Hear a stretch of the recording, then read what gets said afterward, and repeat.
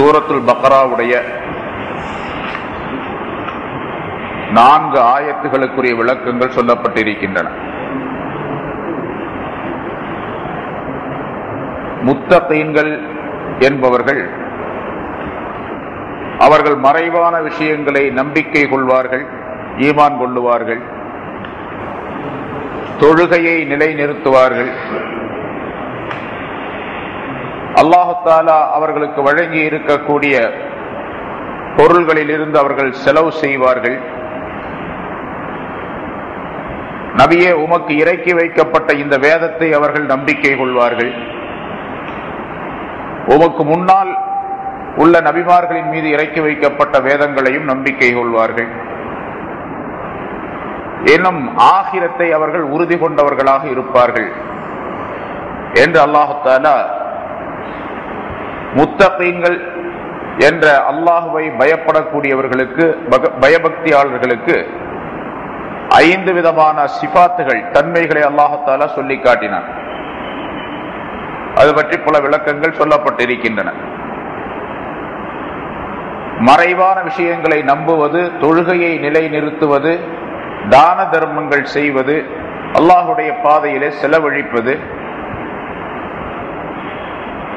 அல்லாஹ்வினால் இறக்கி வைக்கப்பட்ட வேதங்களை நம்புவது, மறுமையை உறுதி கொள்வது, நம்பிக்கை கொள்வது, இந்த 5 காரியங்கள் முத்தகீன்களுக்கு உரியவை என்பதாக அல்லாஹ் தஆலா சொல்லி காட்டினார். இந்த காரியங்கள், இந்த 5 அம்சங்களை செயலாற்றக்கூடிய மனிதர்கள் அவர்கள் எப்படிப்பட்ட தன்மை உடையவர்கள், அவர்களுக்கு என்ன பாக்கியங்கள், வெகுமதிகள் கிடைக்கும் என்பதை அடுத்த 5வது ஆயத்திலே அல்லாஹ் தஆலா இங்கே குறிப்பிடுகின்றார். உலாயிக அலா ஹுதம் மிர் ரப்பிஹிம், அத்தகையவர்கள் தங்களுடைய ரப்பிடத்தில் நின்றும் உண்டான நேர்வழியின் மீது அமைந்திருக்கின்றார்கள். மேலே சொல்லப்பட்ட அந்த தன்மை உடையவர்கள் தங்களுடைய ரப்பிடத்திலிருந்து உண்டான நேர்வழியின் மீது அவர்கள் அமைந்திருக்கின்றார்கள் என்பதாக குறிப்பிடுகின்றார். வஉலாயிக ஹுமுல் முஃப்லிஹூன், மேலும் அவர்கள்தான் வெற்றியாளர்கள் என்பதாகவும் சொல்லுகின்றார். மேலே சொல்லப்பட்ட அந்த 5 விதமான தன்மைகள் உடையவர்கள் 2 விதமான பாக்கியங்களை பெற்றவர்களாக ஆகின்றார்கள். ஒன்று, அல்லாஹ்விடத்திலிருந்து கிடைக்கக்கூடிய ஹிதாயத், நேர்வழி என்பது அவர்களுக்கு இருக்கின்றது. அந்த நேர்வழியின் மீதே அவர்கள் அமைந்திருக்கின்றார்கள். 2வது, முழுமையான வெற்றி பெற்றவர்களாக அவர்கள் ஆக்கப்படுகின்றார்கள். இந்த 2 தன்மைகளை பெறுவதுதான் இந்த உலகத்தில் மனிதன் படைக்கப்பட்டதனுடைய நோக்கம். ஒரு மனிதன் வெற்றியாளனாக, அல்லாஹ்விடத்தில் நெருக்கமுள்ளவனாக ஆவதற்கு இந்த 2 காரியங்களும், 2 பாக்கியங்களும் கட்டாயமாக தேவை. அந்த 2ஐ பெறுவதற்கு முன்னால் சொல்லப்பட்ட 5 விதமான சிபாத்துகளும் தேவை. அந்த தன்மைகள் இல்லாவிட்டால் இந்த 2 பாக்கியங்களை பெற முடியாது.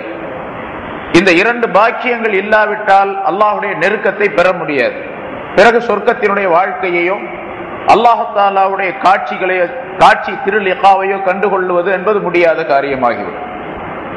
ஆகவே முன்னால் சொல்லப்பட்ட அந்த காரியங்களை, அந்த தன்மைகளை எவரவர் செயலாற்றுகின்றாரோ அவரெல்லாம் அலா ஹுதம் மிர் ரப்பிஹிம், உலாயிக அலா ஹுதம் மிர் ரப்பிஹிம், தங்களுடைய ரப்பிடத்தில் நின்றும் உண்டான நேர்வழியின் மீது அவர்கள் இருக்கின்றார்கள் என்று சொல்லும் பொழுது இங்கே பல்வேறு கருத்துக்களை அல்லாஹ் தஆலா தெரியப்படுத்துகின்றார். அந்த மனிதர்கள், உலாயிக என்று சொன்னால் அவர்கள், முன்னால் முத்தகீன்கள் என்பவர்களுக்கு என்னென்ன தன்மைகள் இருக்க வேண்டும் என்று அல்லாஹ் தஆலா சொல்லி காட்டினானோ அந்த மனிதர்கள், அவர்கள் தங்களுடைய ரப்பிடத்திலிருந்து உண்டான நேர்வழி. நேர்வழி என்பது மனிதர்கள் அல்லது இந்த உலகத்தில் உள்ள அறிஞர்கள், மேதாவிகள், பல்வேறு தரப்பட்ட மனிதர்கள் எல்லாம் இதுதான் நேர்வழி என்பதாக காட்டக்கூடிய பல்வேறு வழிகள் இருக்கலாம். ஆனால் அதுவெல்லாம் அல்லாஹ் தஆலாவிடத்தில் மனிதன் வெற்றி அடைவதற்குரிய வழியாக, நேரான வழியாக ஆக முடியாது. எத்தனையோ உபதேசங்களை நாம் பார்க்கின்றோம். பல்வேறு மதங்கள் இருக்கின்றன, மார்க்கங்கள் இருக்கின்றன, பல பெரிய அறிவாளிகள் இந்த உலகத்தில் தோன்றுகின்றார்கள், ஞானிகள் தோன்றி இருக்கின்றார்கள். ஒவ்வொருவரும் மனிதனுடைய வாழ்க்கைக்கு தேவையான பல்வேறு விஷயங்களை சொல்லி காட்டுகின்றார்கள். மனிதன் இப்படி நடந்து கொள்ள வேண்டும் என்பதாக. அது நேரான வழி என்பதாகவும் போதனை செய்கின்றார்கள். அது பதிவு செய்து வைக்கப்பட்டு இருக்கின்றது. அவருடைய உபதேசங்களை எல்லாம் காலகாலமாக தொண்டு தொட்டு எடுத்து சொல்லி வரக்கூடிய பல மனிதர்களும் இருக்கின்றார்கள், உபதேசங்களும் இருக்கின்றன. ஆனால் அவையெல்லாம் அல்லாஹ்விடத்தில் வெற்றி பெறக்கூடிய அளவுக்கு நேர்வழியாக மாற முடியாது. ஏனென்றால் மனிதனால் உற்பத்தி செய்யப்பட்ட அந்த விஷயங்கள், மனிதனால் மட்டும் சொல்லப்பட்ட அந்த விஷயங்கள், அதன் மூலமாக உண்மையான நேர்வழியை அடைந்து அல்லாஹ் தஆலாவிடத்தில் நெருக்கம் பெறுவது என்பது முடியாது. மனிதர்களால் தோற்றுவிக்கப்பட்ட அந்த வழிகளிலே ஏதாவது சருகுதல் பிசகுதல் ஏற்படத்தான் செய்யும். அதையெல்லாம் அப்படிப்பட்ட பிசகுதல் சருகுதல் என்பதெல்லாம் இல்லாமல் தூய்மையான முறையிலே நேர்வழியை அடைய வேண்டும் என்று சொன்னால் அந்த தன்மைகள், முன்னால் சொல்லப்பட்ட 5 தன்மைகளும் ஒவ்வொருவரிடத்திலும் இருக்க வேண்டும். அப்படிப்பட்ட மனிதர் அல்லாஹ்விடத்திலிருந்து உண்டான நேர்வழியை பெறுபவர்களாகவும் ஆகிவிடுகின்றார்கள் என்பதை அல்லாஹ் தஆலா குறிப்பிடுகின்றார். இங்கே அலாஹுதம் மிர் ரப்பிஹிம், அந்த மனிதர்கள் நேர்வழியின் மீது அமைந்திருக்கின்றார்கள். இங்கே அரபி இலக்கணத்திலே இந்த அலாஹுதன் என்று சொன்னால் நேர்வழியிலே இருக்கிறார்கள் அப்படிங்கிற அர்த்தம் அல்ல, நேர்வழியின் மீது இருக்கின்றார்கள் என்று பொருள். இதற்கு விளக்கம் தரக்கூடிய முஃபஸ்ஸிரீன்கள் இப்படி ஒரு கருத்தை சொல்லி காட்டுகின்றார்கள். ஒரு வாகனக்காரன் வாகனத்தின் மீது ஆரோகணித்திருக்கின்றான்.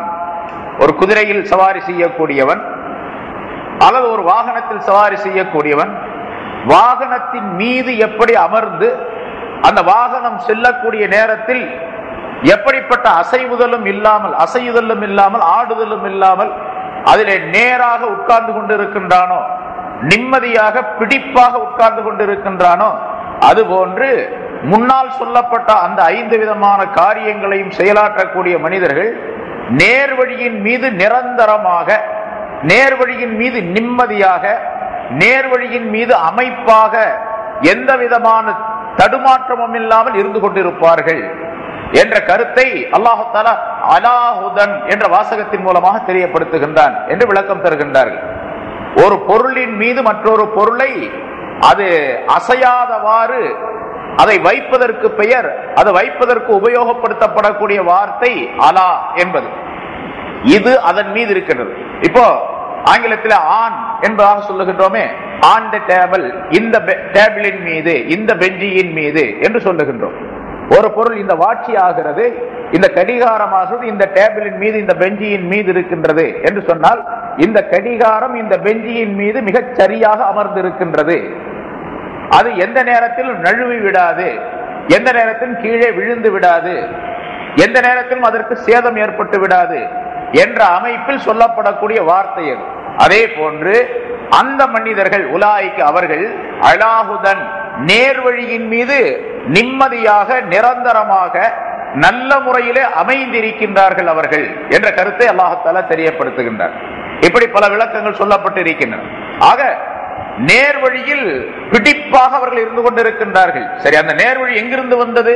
மிர் ரப்பிஹிம், அவர்களுடைய ரப்பிடத்திலிருந்து வந்தது. இங்கே அல்லாஹ் தஆலா இன்னொரு கருத்தையும் தெரியப்படுத்துகின்றான். அலாஹுதம் மினல்லா என்று சொல்லியிருக்கலாம். மினல்லான்னு சொன்னா அல்லாஹ்வில் இருந்து வந்த நேர்வழி அப்படின்னு சொல்லிட்டு, இங்க மிர் ரப்பிஹிம் என்று சொன்னதின் காரணமாக, தங்களுடைய ரப்பிடத்தில் இருந்து என்று சொன்னதின் மூலமாக, ரப்பு என்பதற்கு நாம் முன்னால என்னென்ன விளக்கம் சொன்னோமே, ரப்பில் ஆலமீன் என்பதுல அந்த கருத்து பூரா இதுல வரும். இந்த உலகத்திலே எத்தனை தஃப்சீர் விரிவுரையாளர்கள் வந்தார்களோ அவர்களுக்கெல்லாம் தலையானவர்கள், முதன்மையானவர்கள் இப்னு அப்பாஸ் ரலியல்லாஹு தஆலா அவர்கள். ரசூலுல்லாஹி ஸல்லல்லாஹு அலைஹி வஸல்லம் அவர்களினால் பிரத்யேகமாக துஆ செய்யப்பட்டவர்கள்.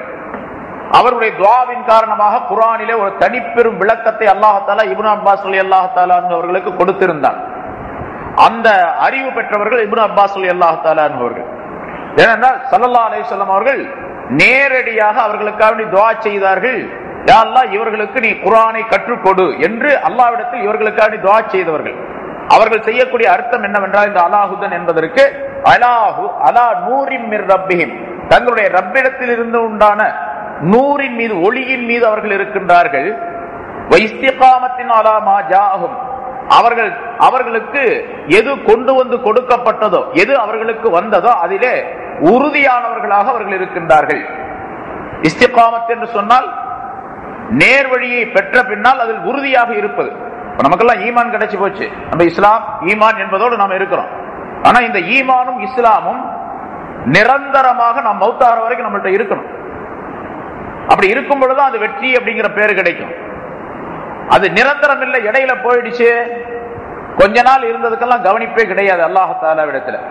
உதாரணமா எல்லாத்துக்கும் தெரிஞ்ச விஷயம்தான், ஒரு மனிதன் 100 வயசுல மௌத்தாகிறான். பிறந்ததிலேயே அவன் முஸ்லீமாக பிறந்தான், முஸ்லிமுடைய தாய் தந்தையருக்கு பிறந்தான், ஈமான் கொண்டான், அமல்களை செய்தான், எல்லா விதமான அமல்களையும் செய்து கொண்டே வருகின்றார். 99 ஆண்டுகள் அவர் நல்ல அமல்களை செய்து கொண்டே இருந்தார். ஒரு வருஷம் அல்லது ஒரு வருஷத்துக்கு குறைவாக கூட வச்சுக்கலாம், ஒரு நாள் கூட வச்சுக்கலாம். இறப்பதற்கு மௌத்தாவதற்கு ஒரே ஒரு நாளைக்கு முன்னதாக அவர் குஃப்ருக்கு மாறிட்டார். என்ன ஆகும்? இவருடைய எல்லா அமல்களும் பர்பாத் ஆயிடும், எல்லா அமல்களும் அழிக்கப்பட்டு போயிடும். இவர் இவ்வளவு நாளா அமல் செஞ்சாரு, இவ்வளவு பெரிய தியாகங்கள்லாம் செஞ்சிருக்காரு, இஸ்லாத்துக்காக எவ்வளவு பெரிய சேவைகள் செஞ்சிருக்காரு. இவர் மூலமாக இஸ்லாத்திற்கு வந்தவர்கள் ஏராளமாக இருக்கின்றார்கள். இவரும் இஸ்லாத்தில் இருந்தார், அடுத்தவரும் இஸ்லாத்துக்கு கூப்பிட்டார். லட்சக்கணக்கான மக்கள் இவர் மூலமாக இஸ்லாத்தை ஏற்றுக்கொண்டு இருக்கின்றார்கள், நேர்வழி பெற்றிருக்கின்றார்கள் என்று சொன்னாலும் கூட அவருடைய சொல் எடுபடாது. அவருக்கு எந்த விதமான மதிப்பும் மரியாதையும் அல்லாஹ் தஆலாவிடத்தில் கிடையாது. அதனால நமக்கு கிடைத்திருக்கக்கூடிய அந்த ஈமான் மௌத்தாகிற வரைக்கும் இருக்கணும் அப்படிங்கிற நம்பிக்கை இருக்கணும். மௌத்தாகிற வரைக்கும் இருப்பதற்காக வேண்டி என்ன உழைப்புகள் செய்ய வேண்டுமோ, எப்படியெல்லாம் அல்லாஹ் தஆலாவிடத்தில் நாம் கேட்க வேண்டும், அதை கேட்டுக்கொண்டே இருக்க வேண்டும். முன்னால சொல்லப்பட்ட அந்த 5 விதமான தன்மை உள்ள அந்த முத்தகீன்கள், அவர்கள் நேர்வழியின் மீது இருக்கின்றார்கள் என்று சொன்னால் தங்களுடைய ரப்பிடத்திலிருந்து உள்ள நேர்வழியின் மீது இருக்கின்றார்கள் என்று அந்த முன்னால் உள்ள செயல்களை நிரந்தரமாக மௌத் வரைக்கும் ஒரு மனிதன் செய்து கொண்டே இருக்க வேண்டும் என்பதையும் அல்லாஹ் தஆலா சுட்டி காட்டுகின்றார். மறைவான விஷயங்களை நம்புவது, மறைவான விஷயங்கள் நம்புவதற்கு நிறைய விளக்கம் சொன்ன நம்ம அதெல்லாம். அதே போல தொழுகையை கடைபிடிப்பது, அவர்களுக்கு அளிக்கப்பட்ட பொருள்களிலிருந்து செலவு செய்வது, எப்படி எப்படி செலவு செய்ய வேண்டும் அப்படியெல்லாம் செலவு செய்வது, எது ஃபர்லான செலவுகள், எது வாஜிபான செலவுகள், சுன்னத்தான செலவுகள், உபரியான செலவுகள், எது நன்மை தரக்கூடிய செலவுகளாக இருக்கணும் அனைத்தையும் செய்வது தன்னுடைய பொருளில் இருந்து. பிறகு அல்லாஹ்வினால் இறக்கி வைக்கப்பட்ட வேதம், நமக்கு கொடுக்கப்பட்ட வேதம், நமக்கு முன்னால் உள்ள நபிமார்களுக்கு கொடுக்கப்பட்ட வேதம் அனைத்தையும் நம்புவது. பிறகு ஆகிரத்தை மறுமையை நம்புவது. இவற்றையெல்லாம் முழுமையாக ஒரு மனிதன் மௌத் வரைக்கும் செய்து வர வேண்டும். மௌத் வரைக்கும் செய்து வந்தால் மௌத் வரைக்கும் இவர் அலாஹுதன் அலா நூர், நூரின் மீது இருக்கின்றார், ஒளியின் மீது இருக்கின்றார். ஒளியின் மீது மட்டுமல்ல, இஸ்திகாமத்தின், அவர் நிரந்தரமாக நிலைத்த தன்மையின் மீதும் அவர் இருந்து கொண்டிருக்கின்றார். ஏனென்றால் ஈமான் கொள்வது என்பது பெரிதல்ல, அந்த ஈமான் நிரந்தரமாக ஒரு மனிதனிடத்தில் இருக்க வேண்டும். அது இந்த 5 விதமான செயல்களை செய்யும் பொழுது அந்த மனிதனுக்கு அல்லாஹ் தஆலா கொடுக்கக்கூடிய மிகப்பெரிய கிஃப்ட், பெரிய அன்பளிப்பு. ஒரு மனிதர் ஸல்லல்லாஹு அலைஹி வஸல்லம் அவர்களிடத்தில் கேட்டார், யா ரசூலல்லாஹ், எனக்கு ஒரு உபதேசம் செய்யுங்கள், எனக்கு ஒரு உபதேசம் செய்யுங்கள். நீங்கள் செய்த அந்த உபதேசத்திற்கு பின்னால வேற யாரிடத்திலும் போய் நான் உபதேசம் கேட்க கூடாது, அந்த மாதிரி ஒரு உபதேசம், ஆனா சுருக்கமா சொல்லணும் அப்படின்னு வேற கேட்டார். அரபியர்கள் சில நேரங்கள் அப்படிலாம் கேட்கறது உண்டு. உபதேசம் செய்யுங்க, அதுக்கு பின்னால யார்ட்டையும் நான் கேட்க கூடாது, வேற உபதேசமே எனக்கு தேவைப்படக்கூடாது, ஆனா அதே நேரத்தில் சுருக்கமாவும் இருக்கணும், ரொம்ப வளவலன்னு பேசிட்டு இருக்க கூடாது அப்படிங்கிற மாதிரி அவர் கேட்டார். ஸல்லல்லாஹு அலைஹி வஸல்லம் அதே மாதிரி பதில் சொல்றாங்க பாருங்க. யாருமே அது நபி என்பதற்கு அதுதான் அடையாளம். ஸல்லல்லாஹு அலைஹி வஸல்லம் சொன்னாங்க, குல் ஆமன்து பில்லாஹ் சும்ம இஸ்தகீம், அவ்வளவுதான் சொன்னாங்க. அவர் கேட்ட சுருக்கமான உபதேசம். குல் ஆமன்து பில்லாஹ், நீ ஆமன்து பில்லாஹ், நான் அல்லாஹ்வை நம்பினேன் என்று நீ சொல், அல்லாஹ்வை ஈமான் கொண்டேன் என்று சொல், பிறகு அதிலே நேராக நில், சும்ம இஸ்தகீம் என்று ஸல்லல்லாஹு அலைஹி வஸல்லம் சொன்னாங்க. ஆமன்து பில்லாஹ் என்று சொல், சும்ம இஸ்தகீம், பிறகு அதிலே நேராக நிலையாக நில் என்பதாக சொன்னாங்க. அந்த நிலையாக நிற்பது இருக்குது, அது மிகப்பெரிய காரியம். ஏன்னா சில பேர் தடுமாற்றம் அடையிறவர்கள் நிறைய பேர் இருக்கிறாங்க. சாதாரணமான மனிதர்களை நம்ம பார்க்கிறோம், தொழுகிறாங்க, சீசன் வந்துச்சுன்னா தொழுகையெல்லாம் விட்டுறாங்க. இப்ப இந்த சீசன்ல பாருங்க, தீபாவளி சீசன் தொழுதுட்டு ஆளாவே காணும், எங்கன்னு பார்த்தா கடைக்குள்ள இருக்கிறார். ஏங்க தொழுகல, ரொம்ப டைட், நேரம் ரொம்ப டைட்டுங்க, ராத்திரி 1 மணிக்கு போய் படுக்கிறேன் அப்படிங்கிறார். இப்ப அவருடைய அந்த இஸ்திகாமத் அவர்கிட்ட இல்ல, ஈமான்ல இஸ்திகாமத் இல்லாததின் காரணமாக அவர் தொழுகையை விட வேண்டிய மனப்பான்மை ஏற்பட்டு போச்சு அவருக்கு. அதே போல தொழுகையை சரியா தொழுகிறார் ஒருத்தர், ஃபர்லு, சுன்னத்து, வாஜிபு, முஸ்தஹபான, நஃபிலான காரியங்கள்லாம் செஞ்சுட்டு இருக்காரு. நிரந்தரமா செய்து வரக்கூடிய அந்த அமல்கள்ல ஏதாவது ஒரு சோம்பல் ஏற்பட்டு போச்சு, தேவை ஏற்பட்டு போச்சு அப்படின்னு சொன்னா உடனடியாக அந்த நஃபிலு சுன்னத்தெல்லாம் விட்டுருவார், ஃபர்ல மட்டும் தொழுதுட்டு ஓடியே விடுவார். ஏங்க அப்படின்னு கேட்டா கொஞ்சம் அர்ஜென்டான வேலை, அதனால போயிட்டோம். இப்ப இந்த இஸ்திகாமத் இல்ல அவரிடத்துல. நம்ம எதை செயலாற்ற வேண்டுமோ அதை விட்டு விடுகின்றோம்.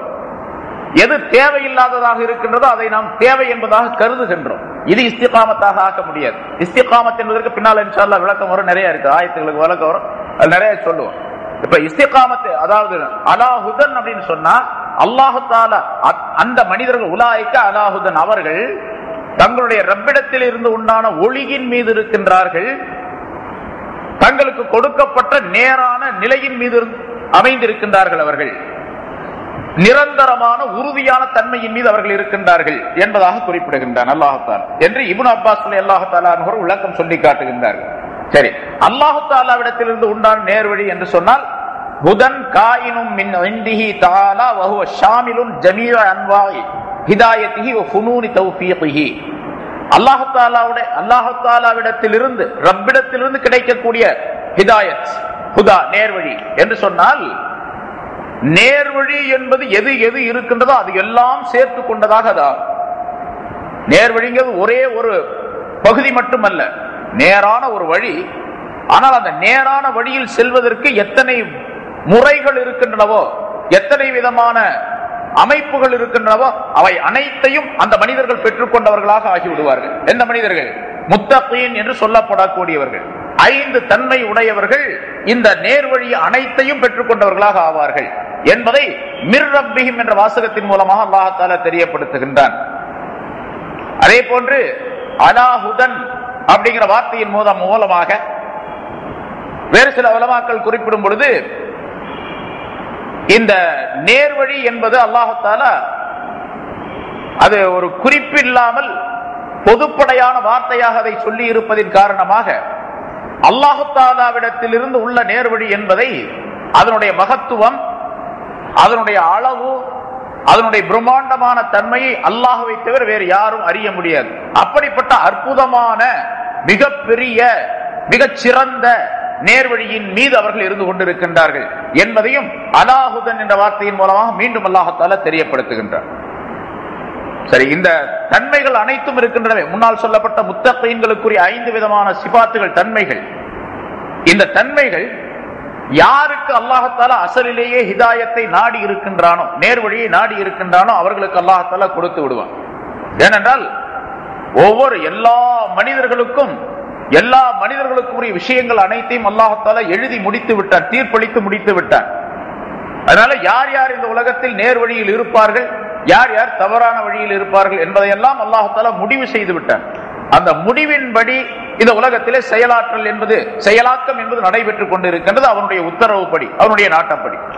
ஆகவே ஒரு மனிதர் நேர்வழி பெறுகின்றார் என்று சொன்னால், அதாவது இந்த முத்தகீன்களுடைய சிபாத்துகளுக்கு இலக்கணமாகி தன்மை உடையவர்களாக, அந்த நல்ல 5 விதமான தன்மைகள் உடையவர்களாக ஆகி இந்த உலகத்தில் வாழக்கூடிய நிலையை பெறக்கூடிய மனிதர்கள் தங்களுக்கு தாங்களே விளங்கிக் கொள்ளலாம், என் மீது அல்லாஹ் தஆலாவுடைய ரஹமத் இருக்கின்றது, என் மீது அல்லாஹ் தஆலாவுடைய ஹிதாயத் இருக்கின்றது, என் மீது அல்லாஹ் தஆலாவுடைய தனிப்பட்ட கருணை இருக்கின்றது என்பதை விளங்கிக் கொள்ளலாம்.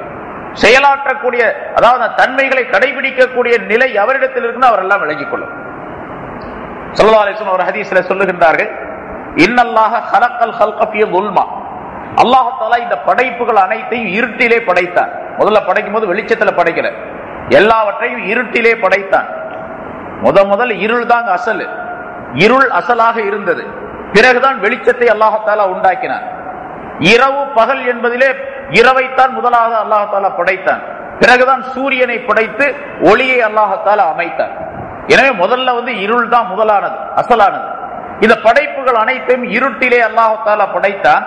சும்மா அல்கா அலைஹிம் மின் நூரிஹி, பிறகு தன்னுடைய ஒளியில் இருந்து ஒரு பகுதியை அவன் போட்டான், அந்த படைக்கப்பட்ட படைப்புகளின் மீது போட்டான். சரி, அப்படி ஒளியை போட்ட நேரத்திலே அந்த ஒளி எல்லா படைப்புகளின் மீதும் படவில்லை. ஃபமன் அஸாபஹு மின் ஸாலிக நூரி ஷை, அந்த ஒளியிலிருந்து எந்த பொருளுக்கு பங்கு கிடைத்ததோ, எந்த பொருளின் மீது அந்த ஒளி பட்டதோ, ஃபகத் இஹ்ததா, அந்த பொருள் எல்லாம், அந்த மனிதர் எல்லாம் நேர்வழி பெற்றவர்களாக ஆகிவிட்டார்கள். வமன் அஹ்தா ஃபகத் வல்ல, எவர் ஒருவருக்கு அந்த நேர்வழி அந்த ஒளி கிடைக்கவில்லையோ அவர் வழிகட்டவராக ஆகிவிட்டார் என்று ஸல்லல்லாஹு அலைஹி வஸல்லம் ஒரு ஹதீஸிலே குறிப்பிடுகின்றார்கள். ஆக படைப்புகள், அதாவது மனிதர்களை மட்டும் எடுத்துக்கொண்டால், படைப்புகளிலே மனிதர்களை எடுத்துக்கொண்டால், இந்த மனிதர்களிலே நேர்வழி பெறுவதும் நேர்வழி பெறாமல் இருப்பதும் வழி தவறி செல்வதும் அல்லாஹு தஆலாவுடைய ஆதி ஏற்பாட்டின்படி நடைபெறக்கூடிய செயல். ஆனால் அதுல தக்தீர்ல போய் ரொம்ப ஆழமாக ஊடுருவி போய் நம்மளுடைய சிந்தனையை செலுத்தக்கூடாது. பின்னால நிறைய விஷயங்கள் வரும். ஏன் அல்லாஹ் தஆலா தானே படைச்சான், அப்புறம் ஏன் நம்ம மீது குற்றம் சுமத்தினா அப்படின்லாம் கேட்கக்கூடாது. அப்படி சில கூட்டத்தினார்கள் இருக்கிறாங்க. 72 கூட்டம் சொன்ன முன்னால அந்த 72 கூட்டத்தில் இப்படி ஒரு கூட்டம் இருக்கிறாங்க. ஒரு மனிதன் ஜினா செய்தான், கள்ளு குடிச்சான், அவளை வேற ஏதாவது பாவமான காரியங்களை செஞ்சான், அது அல்லாஹ் தஆலா தான் செய்ய வைக்கிறான், அதனால மனிதன் மீது குற்றமாக ஆகாது என்று சொல்லிக் கொண்டிருக்கக்கூடிய ஒரு கூட்டத்தாரும் இருக்கிறாங்க. நம்மளும் அப்படித்தானே சொல்றோம், எல்லா அல்லாஹ்வுடைய நாட்டப்படிதான் நடக்குது அப்படின்னு சொல்றோம். இப்போ ஒரு மனிதன் கள்ளு குடிக்கிறான், கல் குடிக்கிறவன் இப்படி சொல்றான், நீங்க தானங்க சொல்றீங்க அல்லாஹ் நாடினா தான் நடக்கும் அப்படின்னு. அல்லாஹ் நாடித்தான் நான் கல்லு குடிச்சேன் அப்படின்னு சொன்னான்னா, இப்படி அல்லாஹுதான் நாடி கல்லை குடிக்க செய்கின்றான், குற்றத்தை செய்ய வைக்கின்றான், அதனால இந்த மனிதன் மீது குற்றம் சாராது என்று சொல்லிக் கொண்டிருக்கக்கூடியவர்கள் இருக்கிறாங்க. அதனால தக்தீருடைய விஷயம் இருக்கின்றதே, கலா கதருடைய விஷயம், அல்லாஹ் தஆலா விதியை நிர்ணயம் செய்தானே, அது அந்த விஷயத்திலே ஆழமாக ஊடுருவி நம்முடைய மூளையை செலுத்தி அதை சிந்தித்துக் கொண்டிருப்பது கூடாது என்பதை ஸல்லல்லாஹு அலைஹி வஸல்லம் அவர்கள் தெளிவுபடுத்துகின்றார்கள், விளக்குகின்றார்கள். ஏனென்றால் அப்படி அந்த கலாக்கதருடைய விஷயத்திலே மனிதன் தன்னுடைய மூளையை, தன்னுடைய சிந்தனையை செலுத்தும் பொழுது ஷைத்தான் அங்கே வந்து விடுகின்றான். பிறகு இப்படி உங்களுக்கு ஒரு மனோநிலையை அவன் உண்டாக்கி விடுவான், ஷைத்தான் உண்டாக்கி விடுவான். இந்த வானம் பூமி எப்படி இருந்துச்சு? வானம் பூமி இல்லாம இருந்துச்சு. யாரு படைச்சா? அல்லாஹ் படைச்சா. சரி, படைக்கிறதுக்கு ஒரு ஆள் இல்லாம ஒரு பொருள் உண்டாகாது, அதனால அல்லாஹ்வை யார் படைச்சா அப்படின்னு ஒரு சிந்தனை. இந்த சிந்தனையை ஷைத்தான் போடுவான். ஸல்லல்லாஹு அலைஹி வஸல்லம் சொல்லி காட்டுகின்றார்கள், எல்லாத்தையும் அல்லாஹ் படைச்சான், சரி அல்லாஹ்வை யார் படைச்சா? சரி, அல்லாஹ் இன்னொரு அல்லாஹ் படைச்சிருப்பான் அப்படின்னு ஒரு சிந்தனை வரும். சரி, அந்த அல்லாஹ்வை யார் படைச்சா அப்படின்னா அப்புறம் இன்னொரு அல்லாஹ், அவன் அப்படியே சங்கிலி தொடராக போய்கிட்டே இருக்கும். தசல்சுல் என்பது இதற்கு தசல்சுல் என்று சொல்லப்படுவது, அதாவது தொடராக போய்கொண்டே இருக்கும். அந்த அல்லாஹ் இன்னொருத்தன் படைச்சா, அந்த அல்லாஹ். சரி, எந்த அல்லாஹ் படைக்கப்படாத அல்லாஹ் ஒருத்தர் இருக்க பாருங்க, அவன் தான் அல்லாஹ் அப்படின்னு வேற சொல்லி தருவான். இந்த சிந்தனைகள்லாம் ஷைத்தான் மனதிலே போடக்கூடிய, மனிதனுடைய சிந்தனையிலே தூண்டுதல் செய்யக்கூடிய, ஊசாட்டத்தை போடக்கூடிய விஷயங்கள். அதனால தலாக்கதருடைய விஷயத்திலே அல்லாஹ் என்ன சொல்லி இருக்கின்றானோ, ரசூல் என்ன சொல்லி இருக்கின்றார்களோ அதோடு நிறுத்தி கொள்ளுங்கள், அதுக்கு மேல நீங்க போகாதீங்க என்று ஸல்லல்லாஹு அலைஹி வஸல்லம் அவர்கள் சொல்லுகின்றார்கள். அதனால இப்ப சொல்லப்பட்ட இந்த ஹதீஸின் மூலமாக அல்லாஹ் தஆலா இருட்டிலே, படைப்புகள் அனைத்தையும் இருட்டிலே படைத்தான், ஒளியை பிறகு போட்டான். யாருக்கு அந்த ஒளி கிடைத்ததோ அவர்கள் எல்லாம் நேர்வழி பெற்று விட்டார்கள், யாருக்கு ஒளி கிடைக்கவில்லையோ அவர்கள் எல்லாம் வழி தவறி விட்டார்கள் என்று சொன்னா, ஏன் அல்லாஹ் தஆலா அப்படி செஞ்சான் அப்படின்லாம் கேட்க கூடாதுங்க. அந்த சிந்தனை வரக்கூடாது நமக்கு. ஏன் அல்லாஹ் தஆலா எல்லாத்துக்கும் ஒளியை பாய்ச்சிட வேண்டியது தானே, இடையில கொஞ்சம் பேத்துக்கு ஏன் ஒளி இல்லாமல் ஆக்கணும்? ஏன் அவங்களை எல்லாம் இருட்டுல போட்டான், அதனால அவங்க ஏன் வழி கடக்கூடிய சூழ்நிலை ஆச்சு என்றெல்லாம் சிந்தனையை நாம் உபயோகிக்க கூடாது. அந்த சிந்தனை வந்தா ஷைத்தான் வந்துட்டான்னு அர்த்தம் என்றும் விளக்குகின்றார்கள். அது பின்னால் நிறைய விஷயங்கள் வரும் இன்ஷா அல்லாஹ், அதை பற்றி அந்த இடத்துல சொல்லுவோம். இங்க அலாஹுதம் மிர் ரப்பிஹிம், தங்களுடைய ரப்பிடத்திலிருந்து உள்ள நேர்வழியின் மீது அவர்கள் அமைந்திருக்கின்றார்கள் என்று சொன்னால், அந்த நேர்வழி என்ற அந்த ஒளிமயமான தன்மையை ஆதியிலேயே அல்லாஹ் தஆலா இந்த மனிதர்களுக்கு கொடுத்து விட்டான் என்று பொருள். ஆனால் இந்த உலகத்திலே அடையாளமாக தெரிந்து கொள்வது எதன் மூலமாக என்று சொன்னால், இந்த செயல்பாடுகளின் மூலமாகத்தான், அமல்களின் மூலமாகத்தான்.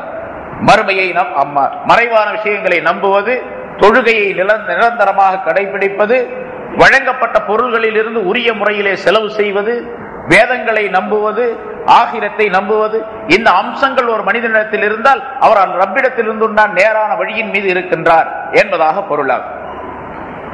கத்ரியா என்று ஒரு கூட்டத்தார் இருக்கின்றார்கள். அவர் முன்னால சொன்னபடி அல்லாஹ் தஆலா தான் எல்லாத்தையும் செய்யணும் அப்படிங்கிறது கிடையாது. ஏன்னு கேட்டா, இந்த இடத்துல அல்லாஹ் அவர்கள் சொல்லக்கூடிய கருத்து என்னவென்றால், ஈமானையும் ஹிதாயத்தையும் நேர்வழியையும் உண்டாக்கி கொள்வது அல்லாஹ்வுடைய வேலை அல்ல, மனிதனுக்குரிய வேலை. அது மனிதன் சுய விருப்பம் கொடுக்கப்பட்ட முஹ்தாராக, சுய விருப்பம் கொடுக்கப்பட்டவனாக அவன் இருக்கின்றான். எப்படி ஒரு வேலையை தன்னுடைய சுய விருப்பப்படி செய்கின்றானோ அதே போன்று ஈமானை உண்டாக்கி கொள்வதும் ஹிதாயத்தை உண்டாக்கி கொள்வதும் அவனுடைய விருப்பத்தை சேர்ந்தது. ஆகவே இந்த ஈமானை உண்டாக்கி கொள்வதிலையும் ஹிதாயத்தை உண்டாக்கிக் கொள்வதிலும் அல்லாஹ்வுக்கும் இவனுக்கு எந்த சம்பந்தமும் கிடையாது என்று சொல்லக்கூடியவர்களுக்கு பெயர், அந்த கூட்டத்தாருக்கு பெயர் கதிரியா என்று சொல்லப்படும். அந்த கதிரியாக்களுக்கு அல்லாஹ் தஆலா ஒரு மறுப்பை இந்த ஆயத்தின் மூலமாக சொல்லி காட்டுகின்றான். உலாயிக அலா ஹுதன் மிர் ரப்பிஹிம், அவர்கள் அந்த தன்மையுடைய அந்த முத்தகீன்கள் தங்களுடைய ரப்பிடத்தில் இருந்து உண்டான நேர்வழியின் மீது இருக்கின்றார்கள். அப்ப நேர்வழிங்கிறது ரப்பிடத்திலிருந்து வருது அப்படிங்கிறது அல்லாஹ் தஆலா இங்கே சொல்லி காட்டுகின்றான். அவங்க சொல்றபடி இருந்தா அலாஹுதம் மின் அன்ஃபுஸிஹிம் என்று சொல்லி இருக்கணும், தங்களிடத்தில் இருந்து உண்டான நேர்வழியின் மீது. ஏன்னா நேர்வழி இவங்க தானே உண்டாக்கி கொள்றாங்க என்று அவர்கள் சொல்லுகின்றார்கள். நேர்வழியை உற்பத்தி செய்து கொள்வது, உண்டாக்கிக் கொள்வது மனிதர்களுடைய வேலை என்று சொல்லுகின்றார். அப்படி இருந்தா மிர் ரப்பிஹிம் என்ற வாசகம் வந்திருக்க கூடாது, மின் அன்ஃபுஸிஹிம் என்று வந்திருக்க வேண்டும். தங்களுக்கு தாங்களே உண்டாக்கி கொள்ளக்கூடிய நேர்வழியின் மீது அவர்கள் இருக்கின்றார்கள் என்று சொல்லப்பட வேண்டும். அப்படி அல்லாஹ் தஆலா சொல்லவில்லை. ஆக அந்த மனிதர்கள், அந்த 5 விதமான தன்மையுடைய மனிதர்கள் நேர்வழியின் மீது இருக்கின்றார்கள் என்பதாக அல்லாஹ் தஆலா சொல்லி காட்டி, இந்த நேர்வழி ஒரு மனிதனுக்கு கிடைக்கும் பொழுதுதான் அந்த மனிதன் நேர்வழி கிடைப்பதற்குரிய அம்சங்கள் அனைத்தும் அந்த முன்னால் சொல்லப்பட்ட 5 அம்சங்களிலே, 5 விஷயங்களிலே, 5 அமல்களிலே அமைந்திருக்கின்றன என்பதை அல்லாஹ் தஆலா குறிப்பிடுகின்றார்.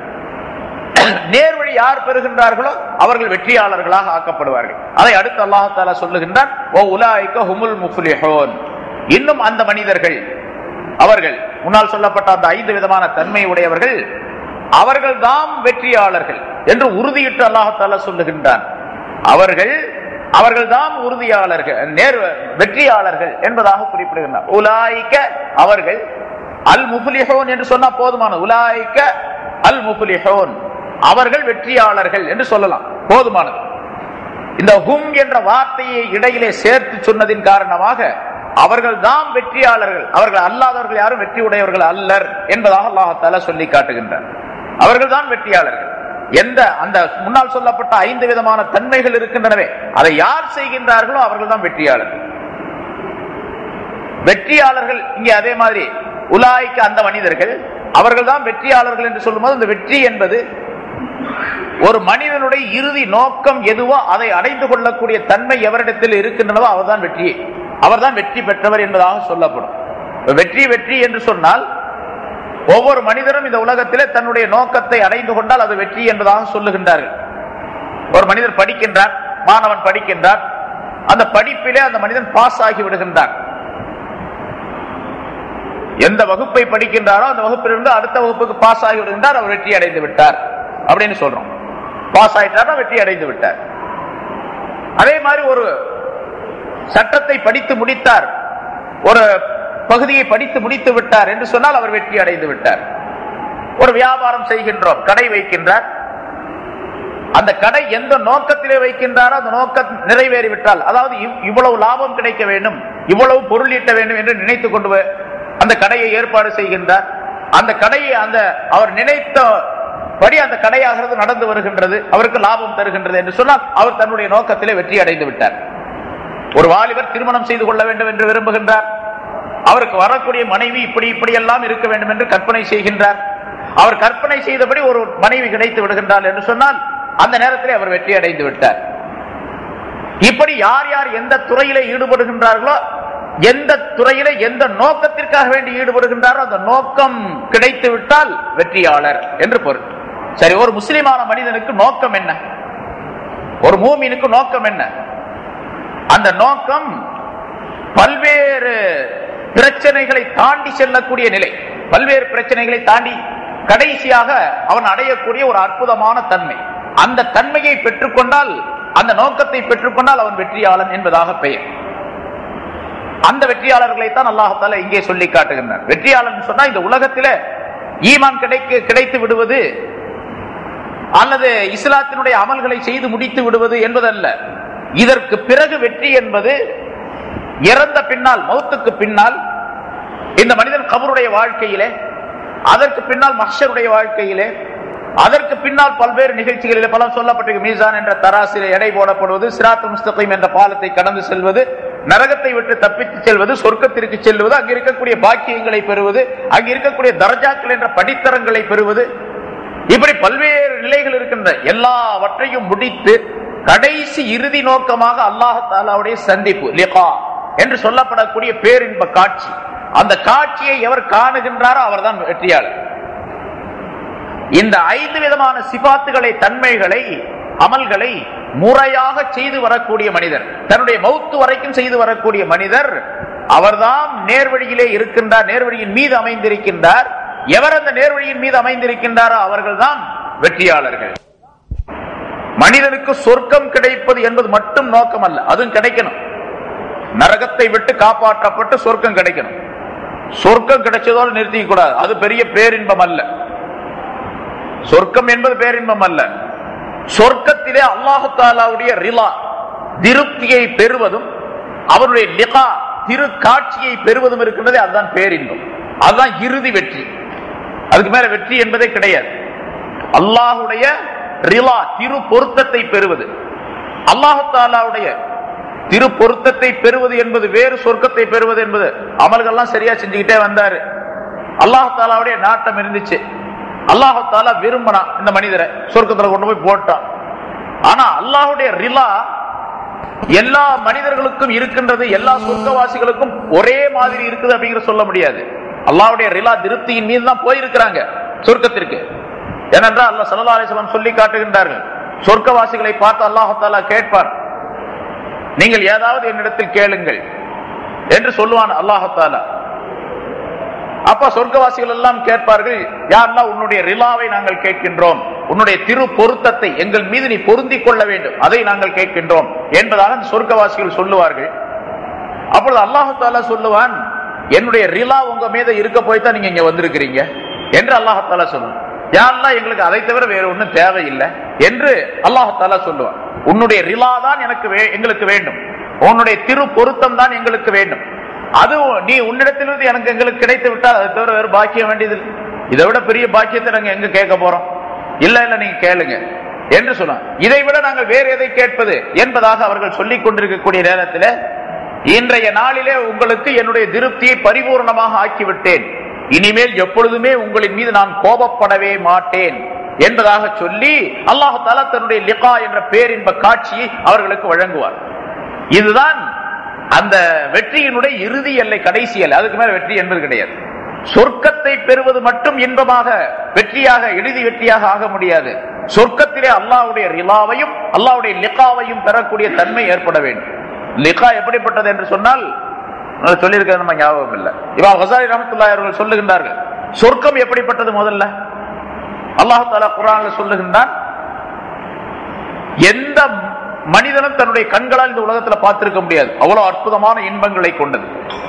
எந்த மனிதனும் தன்னுடைய காதுகளால் கேட்டு இருக்க கூட முடியாது, கேள்விப்பட்டிருக்க கூட முடியாது, அவ்வளவு இன்பங்களை கொண்டது.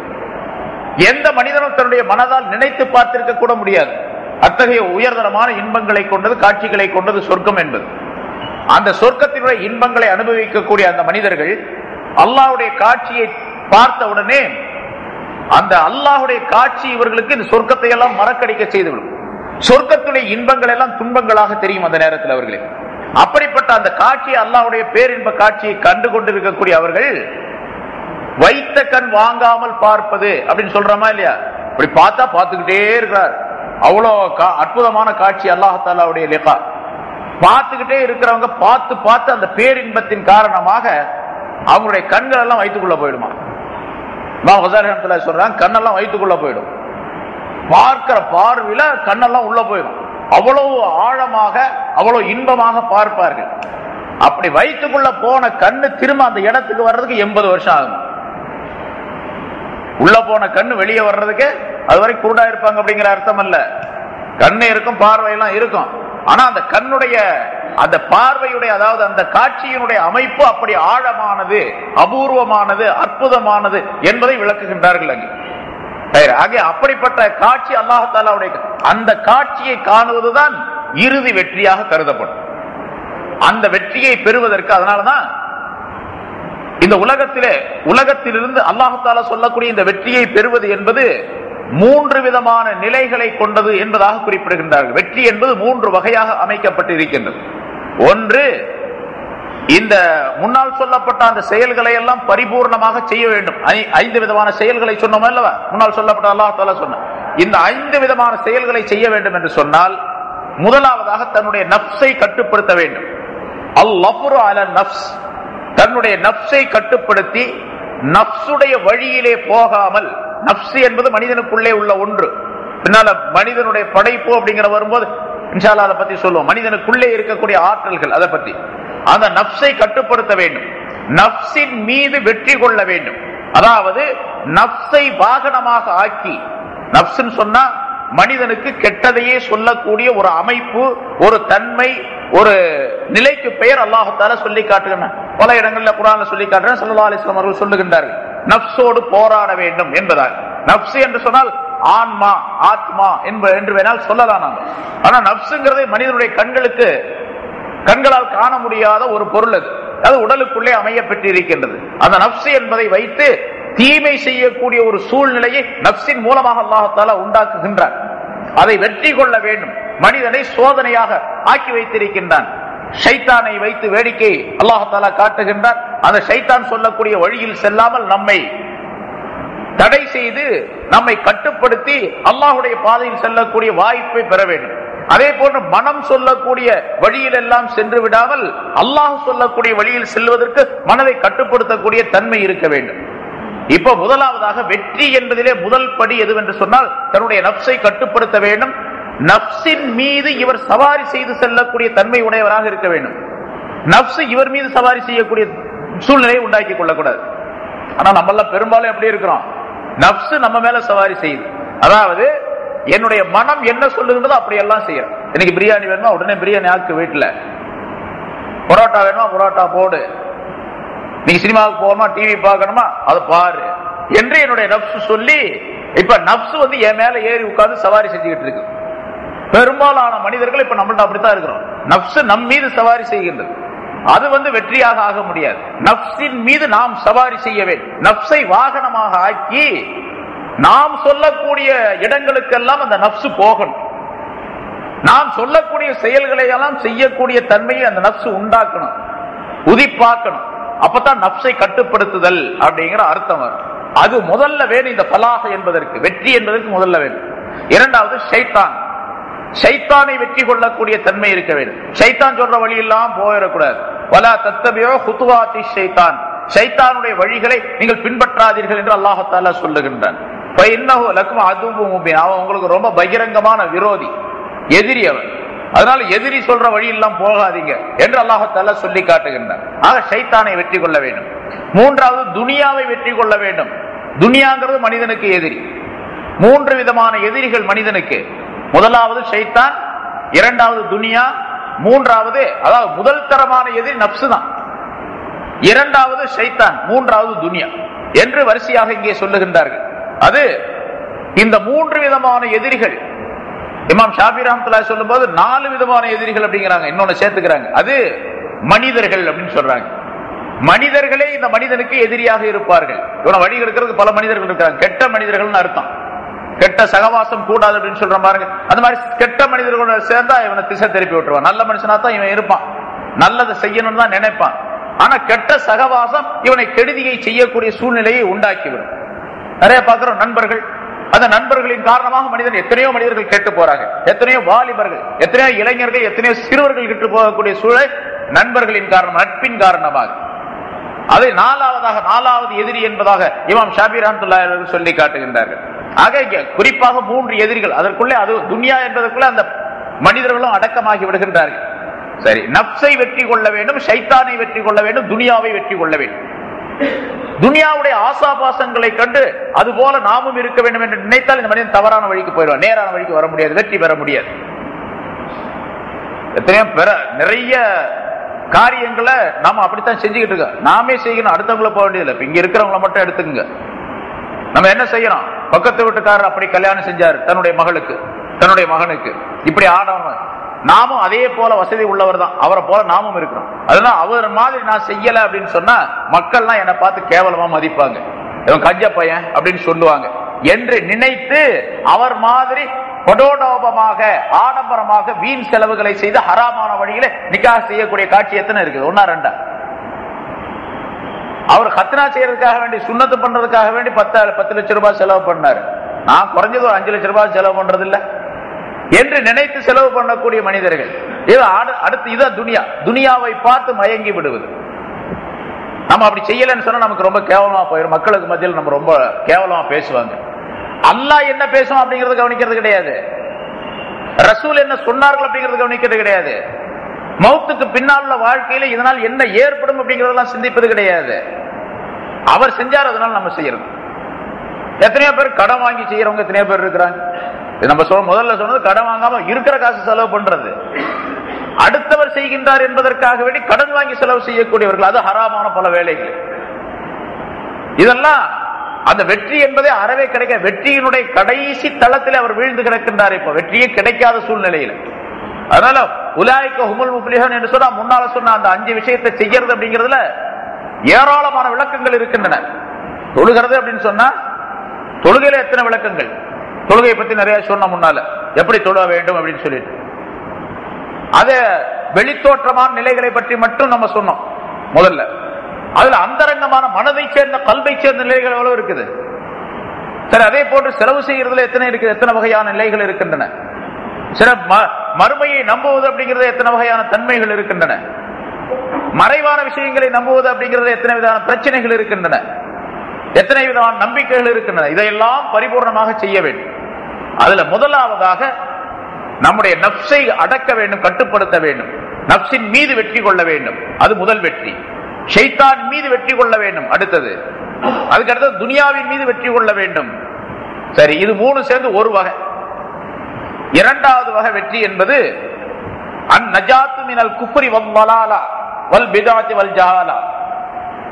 குஃப்ர் அதாவது இறை மறுப்பு, வழிகேடு, நவீனமான அனுஷ்டானங்கள், நூதனமான பிதாத்தான காரியங்கள், அறியாமையான காரியங்கள், ஈமானை நீக்கிவிடக்கூடிய, ஈமானை பறித்துவிடக்கூடிய காரியங்கள், அமானிதத்திற்கு மாற்றமான காரியங்கள், இவை அனைத்தை விட்டும் வெற்றி பெற வேண்டும்.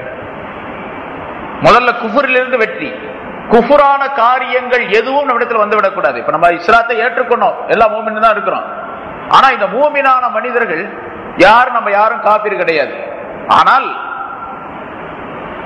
ஒரு மனிதன் பரிபூர்ணமான காபீர் அப்படிங்கிறதுக்கு முன்னால் சொல்லப்பட்ட அந்த விஷயங்கள்லாம் மறுக்கக்கூடியவராக இருக்கணும். காபீர்னா மறுக்கிறவர் அப்படிங்கிற அர்த்தம். எதை மறுக்கிற? அல்லாஹ்வை மறுக்கிறாரு, அவர் காபீர். சரி, அல்லாஹ் ஒருத்தன் இல்ல, அல்லாஹ் ஒருத்தன் தான் அப்படின்னு சொல்றார், லா இலாஹ இல்லல்லாஹ் கலிமா சொல்லியிருக்காரு. ஆனா அல்லாஹ்வுக்குள்ள சக்திகளை மறுக்கின்றார், அவருடைய சிபாத்துகளை மறுக்கின்றார் சொன்னா அவரும் காபீர் தான். அதனால அடுத்த ஆயத்துல வருது அது விளக்கம். இங்க சுருக்கமாக இந்த வெற்றி அப்படிங்கிறதுக்காக அந்த விளக்கம் இங்க சொல்லப்படுது. அல்லாஹ்வை மறுக்கிற, அல்லாஹ்வை மறுக்கல அவரு, அல்லாஹ்வுடைய சிபாத்துகள் தன்மைகளில் ஏதாச்சும் ஒண்ணு மறுக்கிறார். அதாவது அல்லாஹ் தஆலா ஒருத்தன் தான், ஆனா தேவைப்படக்கூடிய நேரத்துல இன்னொரு ஆள்கிட்ட உதவி வாங்கிக்குவான். அவன் உதவியாளர் சில பேர் இருக்கிறாங்க, அதுதான் மலக்குகள். அந்த மலக்குகளுடைய உதவியை கொண்டுதான் அல்லாஹ் தஆலா ஆட்சி செய்கின்றான், எல்லா காரியங்களையும் பார்த்துக்கிட்டு வர்றான், எல்லா மனிதர்களுக்கும் உணவளிக்கின்றான், இந்த உலகத்தை நடத்தாட்டுகின்றான், உலகத்தை இயங்க செய்கின்றான் என்று ஒரு மனிதன் நம்பினால் அவனும் காபீர் தான். அவரும் காபீர் தான். தான் தொழுகிறாரு, நோம்பிக்கிறார், எல்லாம் செய்யறாரு. ஆனா இந்த விஷயத்துல அவருக்கு நம்பிக்கை, ஒரு வகையில அவர் காபீராக ஆக்கப்படுகின்றார். ஆனால் அந்த அசல் காபீர் இருக்கின்றார், அல்லாஹ் மறுக்கிறவர், அவருக்குள்ள சட்டம் எல்லாம் இதுல வராது. அதாவது அவர் இறந்து விட்டால் கபிரிஸ்தான்ல அடக்கக்கூடாது, அவர் பஞ்சாதி தலாக்கா போயிட்டா அவர் முஸ்லிமானவருடைய பட்டியலில் சேர்க்கப்பட மாட்டாது அப்படிங்கிற சட்டம்லாம் அவருக்கு பிரயோகமாகாது. ஏன்னு கேட்டா அல்லாஹு தஆலாவை பற்றி நம்பிக்கை கொள்ளுகின்றார். ஆனால் அதே நேரத்தில் அல்லாஹுக்கு எது இருக்க வேண்டும், அந்த சிபாத்துகள், அந்த குதிரத்து, அந்த தன்மைகளை அதுல ஏதாச்சும் ஒண்ணு மறுக்கிறார். இப்ப அவரு அந்த ஈமான்ல குறைவுபட்டவர் அப்படின்னு அர்த்தம். இப்ப வெற்றியிலே குறைவுபட்டவர் அப்படின்னு அர்த்தம். நேர் வழியில் குறைவு உள்ளவர் என்று பொருள்கிறது. அதே மாதிரி வழிகேடான விஷயங்கள், எது எது வழிகேடு இருக்கின்றதோ அந்த வழிகேட்டை எல்லாம் விட்டு வெற்றி பெற வேண்டும். இந்த வழிகேடு வலல்லாலீன் அப்படிங்கறத விளக்க சொன்னோம். வழிகேடர்கள் யாரு? கைரில் மக்தூபி அலைஹிம் என்பவர்கள் யூதர்கள், வலல்லாலீன் என்பவர்கள் கிறிஸ்தவர்கள் என்பதாக ஸல்லல்லாஹு அலைஹி வஸல்லம் சொன்ன ஹதீஸ் உங்களுக்கு சொல்லப்பட்டது. அதுபோல உலகத்திலே ஈமான் கொள்ளாமல் தங்களுடைய தவறான வழியிலே போய் கொண்டிருக்கக்கூடியவர்கள் எல்லாம் வழிகேடர்கள், தவறான வழியிலே செல்லக்கூடியவர்கள். இந்த மனிதர்களை பார்த்து ஒருத்தர் எப்படி சொல்றார்? ஒரு முஸ்லிம் மூமினான ஒரு மனிதர் எப்படி சொல்றாரு? நம்மளும் நேர்வழியில் தான் இருக்கிறோம், அந்தாலும் நேர்வழியில் தான் இருக்கிறான். பாருங்க, அவன் நல்லா இருக்கிறான், பொய் சொல்றது இல்ல, உண்மையே பேசுறாரு, நல்ல முறையில வியாபாரம் செய்யறாரு, அவர் யார்ட்டையும் வந்து யாரையும் ஏமாத்துறது இல்ல, பொய் சொல்றது இல்ல, திருடுறது இல்ல, வஞ்சகம் செய்யறது இல்ல, எல்லா விதமான நல்ல குணங்களும் அவர்கிட்ட இருக்குங்க, அவரும் நேர்வழியில தான் இருக்கிறார் அப்படின்னு ஒருத்தர் சொல்றார். இப்ப இவர் அவருடைய விஷயத்திலே தவறான எண்ணம் உடையவராக ஆக்கப்பட்டு இவர் ஒரு தவறான வலாலத்து வழியிலே இருக்க, தவறான வழியிலே இருந்து கொண்டிருக்கின்றார். ஏன்னா இவருடைய கொள்கை தவறான கொள்கையாக ஆக்கப்பட்டு விடுகின்றது. எவர் இந்த முறைப்படிக்கு கலிமா சொல்லி ஈமான் கொள்ளுதல் என்று இருக்கின்றது, இந்த முறைப்படிக்கு ஈமான் கொண்டு செயலாற்றவில்லையோ அந்த மனிதர் பூரா வழிகேடர்கள் தான், அவர்கள் எல்லாம் வழி தவறியவர்கள் தான் அப்படிங்கிற ஒட்டுமொத்தமான நம்பிக்கை இருக்கணும். அது எவ்வளவு பெரிய மகானா இருந்தாலும் சரி, அந்த நம்பிக்கைக்கு பின்னால செயல் செய்வது இருக்கின்றதே அதுதான் அவர்களுக்கு நேரான வழியை காட்டக்கூடியது.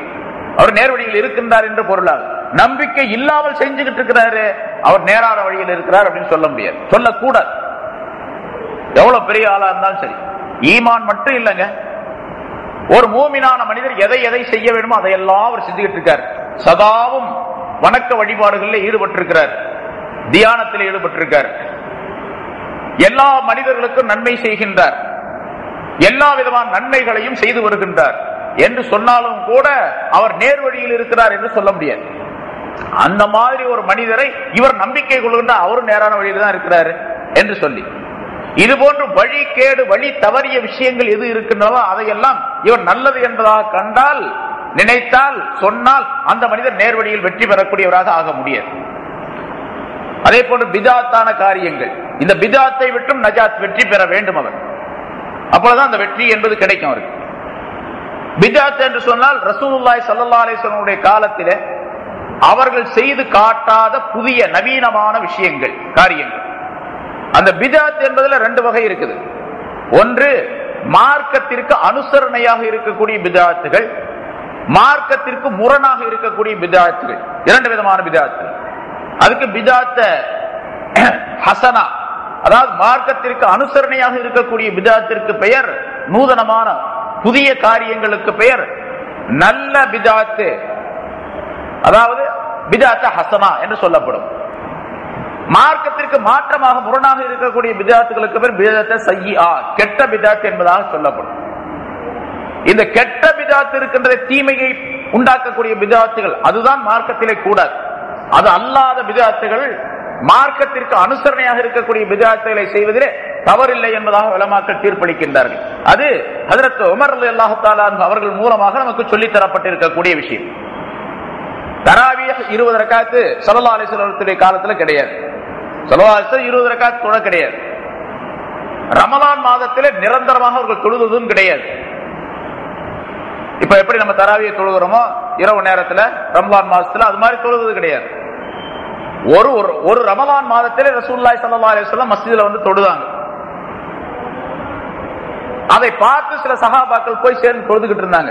நபி அவர்கள் கூப்பிடவும் இல்லை, அதுக்காக வேண்டிய ஒரு ஏற்பாடு செய்யவும் கிடையாது. நபி அவர்கள் தொழுவதை பார்த்து சில சஹாபாக்கள் பின்னால் நின்று தொழுதுகிட்டு இருந்தாங்க. அதுக்கு பின்னால் 2வது நாள், அது கூட வேறொரு ஹதீஸ்ல இப்படி அறிவிக்கப்பட்டிருக்கிறது, 2வது நாள் ரசூலுல்லாஹி ஸல்லல்லாஹு அலைஹி வஸல்லம் வரல, ஒரு 2-3 நாள் கழிச்சு மறுபடியும் வந்தாங்க. மறுபடியும் சஹாபாக்கள் எதிர்பார்த்துக்கிட்டே இருந்து முந்தின நாளை விட அதிகமான கூட்டம் சேர்ந்து போச்சு. இப்போ சரி, 3வது நாள் ரசூலுல்லாஹி ஸல்லல்லாஹு அலைஹி வஸல்லம் தொழுதாங்க. முந்தியதை விட அதிகமான, மஸ்ஜிதே கொள்ளவில்லை, அவ்வளவு கூட்டம், நிறைய பேர் வந்துட்டாங்க.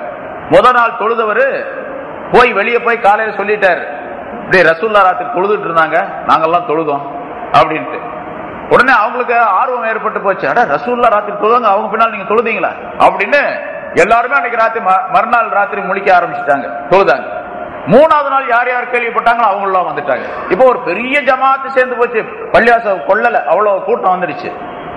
4வது நாள் எதிர்பார்த்துக்கிட்டே உட்கார்ந்தாங்க சஹாபாக்கள்லாம், நிறைய சஹாபாக்கள் வந்துட்டாங்க. எதிர்பார்த்துட்டே உட்கார்ந்தாங்க, ரசூலுல்லாஹ் வரவே இல்லை, வீட்டுல இருந்து வெளியே வரவே இல்லை. எங்க வெளியே மஸ்ஜிதுல இருந்தவங்க கணச்சு பார்த்தாங்க, ரசூலுல்லாஹ் மறந்துட்டாங்களோ என்னமோ அப்படின்ட்டு வரல. கடைசியில எப்போ வந்தாங்கன்னா சுபுஹுக்கு பாங்க சொன்ன பண்ணாதான் வெளியே வந்தாங்க. வந்துட்டு சுபுஹ் தொழுக வச்சாங்க. சுபுஹை தொழுக வைத்த பின்னால ஸல்லல்லாஹு அலைஹி வஸல்லம் சொன்னாங்க, உங்களுடைய ஆர்வத்தை நான் பார்த்தேன், நீங்க ராத்திரி பள்ளிவாசலுக்கு வந்ததும் எனக்கு தெரியும், நான் வேணும்னு தான் வரல. ஏன்னு கேட்டா நான் அதே மாதிரி வந்து நீங்க என் பின்னால தொழுது அது அந்த ஆர்வத்தை பார்த்து அல்லாஹால அதை எங்க கடமையாக்கிடுவானோ அப்படின்னு நான் பயந்துட்டேன். அல்லாஹால அதை பரலாக்கிட்டா பரலாக்கி விடுவானோ என்று நான் பயந்தேன். அப்படி பரலாக்கி விட்டால் உங்களால் செய்ய முடியாது. உங்களால நம்மளால அர்த்தம், அவங்க செஞ்சிருவாங்க, நம்ம செய்ய முடியாது. இப்ப ரமலான் மாசத்துல 30 நாளும் 20 ரக்காத்தா 40 ரக்காத்தா 60 ரக்காத்தா எத்தனை ரக்காத்தா தொழுகணும் அப்படிங்கிறது பரல. 5 நேரம் தொழுகிறதே கஷ்டம். 20 ரக்காத்தும் 10 ரக்காத்தும் தொழுகிறது அப்படின்னா நிரந்தரமா அது பரலா இருந்துச்சு சொன்னா எவ்வளவு பெரிய கஷ்டம். இப்ப நபிலா இருக்கும் போது இமாம் அல்லாஹுக்கும் ருக்குவுக்கு போகும்போது வந்து தக்பீர் கட்டி குனிஞ்சுக்கிறாரு. பரலா இருந்துச்சுன்னா இவ்வளவு பெரிய கஷ்டம், எவ்வளவு பெரிய கஷ்டமாயி போயிடும். அதனால அது நான் பயந்தேன். இன்னி ஹஷீத்து அன் துக்தரலா அலைக்கும், உங்களின் மீது பரலாக்கப்பட்டு விடும் என்பதை நான் பயந்தேன். அதனால நான் வேணும்னா நான் வரல என்று ஸல்லல்லாஹு அலைஹி வஸல்லம் சொல்லி முடிச்சுக்கிட்டாங்க. அவ்வளவுதான். இந்த நிலைகளை வைத்து பிறகு ஸல்லல்லாஹு அலைஹி வஸல்லம் ஹதீஸ்களை சொல்லி இருக்கிறாங்க. அந்த ஹதீஸ்களையும் வைத்து ஹஜ்ரத் உமர் ரலியல்லாஹு தஆலா அன்ஹு தங்களுடைய ஆட்சி காலத்துல, அது கூட ஒரு வருஷம் முடிஞ்சு போச்சு. ஹிஜ்ரி 12வது ஆண்டு கடைசியில தான் 13வது ஆண்டு ஆரம்பத்தில் ஹஜ்ரத் உமர் ரலியல்லாஹு தஆலா அன்ஹு ஆட்சி பொறுப்பை ஏற்றார்கள். 14வது வருஷத்துல தான் ரமலானுடைய மாதத்துல சில சஹாபாக்கள், அங்க ஒருத்தர் தொழுது வைக்கிறாரு, ஒரு 10 பேர் பின்னால் நின்று தொழுதுட்டு இருந்தாங்க. இங்க ஒருத்தர் தொழுது வைக்கிறார், அவருக்கு பின்னால ஒரு 10-20 பேர் தொழுதுட்டு இருந்தாங்க. இங்க ஒருத்தர் தொழுது வைக்கிறார், அவருக்கு பின்னால் 2-3 பேர் தொழுதுட்டு இருந்தாங்க. இப்படி ஒரு காட்சியை பள்ளியாசல்ல பார்த்தாங்க, மஸ்ஜித் நபவியில. அதை பார்த்த உடனே ஹஜ்ரத் உமர் ரலியல்லாஹு தஆலா அன்ஹு அவர்கள் தங்க கூட வந்தவங்கள்ட்ட சொன்னாங்க, இந்த எல்லாத்தையும் ஒன்னா ஒரே இமாமுக்கு பின்னால சேர்த்தா நல்லா இருக்குன்னு அப்படின்னு சொல்லிட்டு போயிட்டாங்க. மறுநாள் ஹஜ்ரத் உபய் இப்னு கஅப் ரலியல்லாஹு தஆலா அன்ஹு போன்றவர்களை கூப்பிட்டு, நீங்க தொழுக வைங்க, பின்னால எல்லாம் தொழுகட்டும் அப்படின்னாங்க. அப்படி தொழுதாங்க. எத்தனை ரக்காத் தொழுதாங்க அப்படிங்கிறது ஆரம்பத்துல இல்ல. அப்புறம் பிறகு என்ன பண்ணாங்க, ஒரு நாள் 2 நாள் பார்த்தாங்க. 2வது நாள் வர்றாங்க, வந்து பார்க்கும்போது ஒருத்தர் தொழுக வச்சிட்டு இருக்கிறாரு. உமர் ரலியல்லாஹு தஆலா அன்ஹு ஆர்டர் போட்ட மாதிரி பின்னால் நின்று ஜனங்கள்லாம் தொழுதுட்டு இருக்கிறாங்க. அப்ப சொன்னாங்க, நிஅமத்தில் பித்அத்து ஹாதிஹி, இது நல்ல பித்அத் அப்படின்னு சொன்னாங்க. ஸல்லல்லாஹு அலைஹி வஸல்லம் செய்யல இத. இந்த மாதிரி ஒரு இமாமுக்கு பின்னால எல்லாரும் நின்று தொழக்கூடிய ஒரு அம்சத்தை உண்டாக்கவில்லை. இது நல்ல பித்அத் அப்படின்னு சொன்னாங்க. இப்ப நல்ல பித்அத்னு ஒண்ணு இருக்குது, அப்ப கெட்ட பித்அத்னு ஒண்ணு இருக்குது. அந்த நல்ல பித்அத்துக்கு பேரு பித்அத்தே நிஅமா அல்லது பித்அத்தே ஹஸனா அப்படின்னு சொல்லணும். அந்த பித்அத் பித்அத்துன் லித்தீன், தீனுக்காக வேண்டி அனுசரணையாக இருக்கக்கூடிய பித்அத். பித்அத்துன் ஃபித்தீன், தீனிலே இருக்கக்கூடிய, தீனுக்கு அனுசரணையாக இருக்கக்கூடிய பித்அத். இன்னொன்னு பித்அத்துன் லித்தீன், தீனுக்கு எதிராக இருக்கக்கூடிய பித்அத். அந்த பித்அத் கூட அனுஷ்டான, நூதனமான அனுஷ்டானங்கள். இப்போ சொல்றாங்க, டிவி வச்சா ரொம்ப பலனா இருக்கும், ரொம்ப பிரயோஜனமா இருக்கும் மக்களுக்கெல்லாம். எவ்வளவோ செய்திகள், உலக செய்திகள்லாம் தெரிஞ்சுக்கிறாங்க டிவியில. அதனால டிவி அது நல்ல பித்அத் தான் அப்படின்னு சொல்லக்கூடியவங்க இருக்கிறாங்க. ஆனா அது கெட்ட பித்அத். எல்லா அறிவாளிகளும் ஒத்துக்கொள்ளக்கூடிய விஷயம் அது. சரி, அது அந்த சப்ஜெக்ட் இப்ப நமக்கு வேணாம். இதே மாதிரி பல விஷயங்கள், ஏராளமான விஷயங்கள் இருக்கின்றன. இந்த விஷயங்கள் பூரா, அதாவது ஸல்லல்லாஹு அலைஹி வஸல்லம் அவருடைய காலத்தில் செய்யப்படாத, மார்க்கத்திற்கு எதிராக இருக்கக்கூடிய, மார்க்கத்திற்கு இடையூறு விளைவிக்கக்கூடிய காரியங்கள் அனைத்தும் பித்அத் செய்ய. அந்த பித்அத்தை விட்டு, அந்த கெட்ட பித்அத்துகளை விட்டு முதல்ல நீங்கணும். அந்த வெற்றி கிடைப்பது 2வது. முதல்ல சொன்ன வெற்றி நப்சு, ஷைத்தான், துன்யா, இந்த 3 எதிரிகளை விட்டும் நாம் பாதுகாப்பு பெறணும்.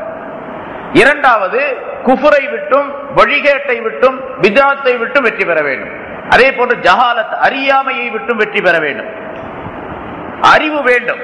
மார்க்கத்தினுடைய அறிவு முஸ்லிம் என்று சொல்லப்படக்கூடிய ஒவ்வொருவருக்கும் இருக்கணும். அறிவு இல்லாததின் காரணமாகத்தான், அறிவு இல்லைன்னு சொன்னா உனக்கு அறிவு இல்லையான்னு கேட்டா நம்ம மண்டையில இருக்கிற மூளையை சொல்லல, மார்க்கத்தினுடைய இல்ம சொல்லப்படுது அறிவு அப்படின்னு சொல்லி. அந்த இல்மு இல்லாததின் காரணமாகத்தான் ஏராளமான மனிதர்கள் தவறு செய்யக்கூடியவர்களாக ஆகிவிடுகின்றார்கள். அந்த இல்மை தெரிந்து கொள்ளக்கூடிய ஒரு வாய்ப்பை உருவாக்கி கொள்வதும் இல்லை, அதற்காக முயற்சிக்கக்கூடிய ஒரு மனோ எண்ணம் கூட அவர்களுக்கு வர்றதே கிடையாது. நம்ம ஜும்மாவில பெரும்பாலும் முஸ்லிம்கள் ஜும்மாவுடைய நேரத்தில் வர்றாங்க தொழுகிறதுக்காக வேண்டி. ஏராளமான முஸ்லிம்கள் வந்தாங்க. கிட்டத்தட்ட ஒரு நிரந்தரமாக தொழக்கூடியவர்கள் ஒரு 10%, 10% தான் இருப்பாங்க. 100க்கு 10 பேர் தான் தொழுவாங்க. 100க்கு 10 பேர் கூட ரொம்ப அதிகம், அது அவ்வளவு கூட தொழுகிற மாதிரி தெரியல. சரி, ஜும்மாவில் வர்றவங்க 100க்கு 50 பேர் வர்றாங்க. மீதி 50 பேர் அறவே தொழுகிறதே கிடையாது, எந்த காலத்திலும் தொழுகிறது கிடையாது. அவங்கள பெருநாளைக்கு சில பேர் வருவாங்க. அவங்க அந்த பெருநாளைக்கு வர்றவங்களையும் சேர்த்து கணக்கு பார்த்தா ஒரு 100க்கு 70 பேர், மீதி 30 பேர் அறவே தொழாதவங்க. பெருநாள் அன்னைக்கு உலகம் முழுவதும் தொழக்கூடிய முஸ்லிம்கள் கணக்கெடுத்தா இருக்கக்கூடிய முஸ்லிம்கள் 70% தொழுகைக்கு வந்துடுறாங்க.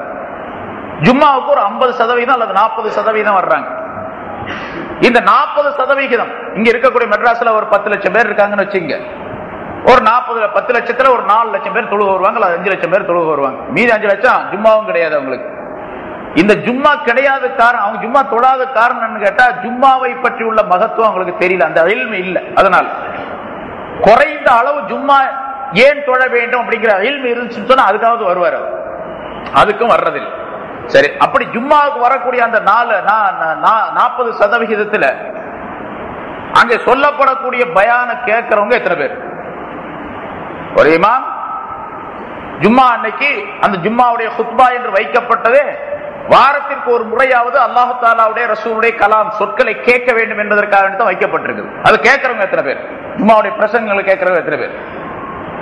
வரக்கூடிய அந்த 40% அதுல பாதியை விட ரொம்ப குறைவானவர்கள் தான். இப்ப நான் இருக்கக்கூடிய அந்த பசுவாக்கு மஸ்ஜிதில் எடுத்துங்க, ஒரு 2500 பேர் வருவாங்கன்னு வச்சுங்களேன். 2000 பேருக்கு மேல வருவாங்க, இப்படி கிட்டத்தட்ட 3000 பேர் வருவாங்க. இந்த 3000 பேர்ல பயானுக்கு வரக்கூடியவங்க, பயான் 12:40 அங்க 12:45 ஆரம்பிக்கிறேன், 1:10 அல்லது 1:15 முடிக்கிறேன். இந்த அரை மணி நேரம் பயானுக்கு அந்த பயானை கேட்கக்கூடிய எத்தனை பேர்னா அந்த உள் மஸ்ஜிதில் மட்டும்தான் இருப்பாங்க, மேல கொஞ்சம் பேர் உட்கார்ந்து இருப்பாங்க அந்த பால்கனியில. இப்ப கிட்டத்தட்ட ஒரு 1000 பேர் கேட்பாங்க. 3000 பேர் தொழக்கூடிய இடத்துல 1000 பேர் மட்டும் தான் பயான் கேட்கறாங்க. மீதி எல்லாரும் பயான் முடிஞ்ச பிறகு குத்பா ஓதக்கூடிய நேரத்துல, இன்னும் சில பேர் தொழ வைக்கக்கூடிய தக்பீர் கட்டின நேரத்துல, இன்னும் சில பேர் ஒரு ரக்காத் தொழுத பின்னால கூட வர்ற ஆளுகள்லாம் ஒரே ஒரு ரக்காத்தா இமாமோட கிடைக்கும், மீதி ஒரு ரக்காத்து எழுந்திரிச்சு தொழுதுட்டு அப்படியே ஓடக்கூடியவங்க எல்லாம் இருக்கிறாங்க. இப்ப இவங்களுக்கெல்லாம் அறிவு எப்படி கிடைக்கும்? அவங்க தானா சுயமாக படித்துக் கொள்வதும் கிடையாது. சுயமாக மார்க்கத்தினுடைய அறிவை படிக்கக்கூடியவங்க எத்தனை பேர்? அது 100% கூட இருக்காது. 5 பேரும் கூட படிக்க மாட்டாங்க. சுயமாக நாம் இஸ்லாத்தை தெரிந்து கொள்ள வேண்டும், இஸ்லாத்தினுடைய காரியங்களை தெரிந்து கொள்ள வேண்டும், கட்டளைகளை தெரிந்து கொள்ள வேண்டும் என்று படிக்கக்கூடியவர்கள் யாருமே கிடையாது.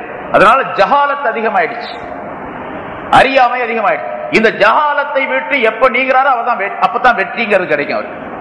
அறிவு என்பதை எப்பொழுது பெறுகின்றாரோ, அறிவுங்கிறா இந்த உலகத்தினுடைய அறிவு அல்ல, மார்க்கத்தினுடைய அறிவு இருக்கணும். அதுக்கு பேர் தான் அறிவுனே சொல்றது. இந்த மார்க்கத்தினுடைய அறிவுக்கு அனுசரணையாக இருக்கக்கூடிய உலக அறிவை பெறலாம் அப்படிங்கிற அனுமதி இருக்குதே தவிர அது கட்டாயம் ஒண்ணும் கிடையாது. உலகத்தினுடைய அறிவை பெறலாம், அதனால தப்பு கிடையாது. ஆனா அந்த அறிவு பாத்திலான தவறான வழியின் பக்கம் இழுத்து செல்லக்கூடிய அறிவா இருக்கக்கூடாது. மார்க்கத்தினுடைய அறிவுக்கு அனுசரணையாக இருந்தால் அந்த அறிவை பெறலாம், பாதகம் இல்லை. ஆனா அசலாக இருக்க வேண்டிய அறிவு என்ன? குர்ஆன் ஹதீஸுடைய அறிவுகள் தான், மார்க்கத்தினுடைய சட்டங்கள் தான்.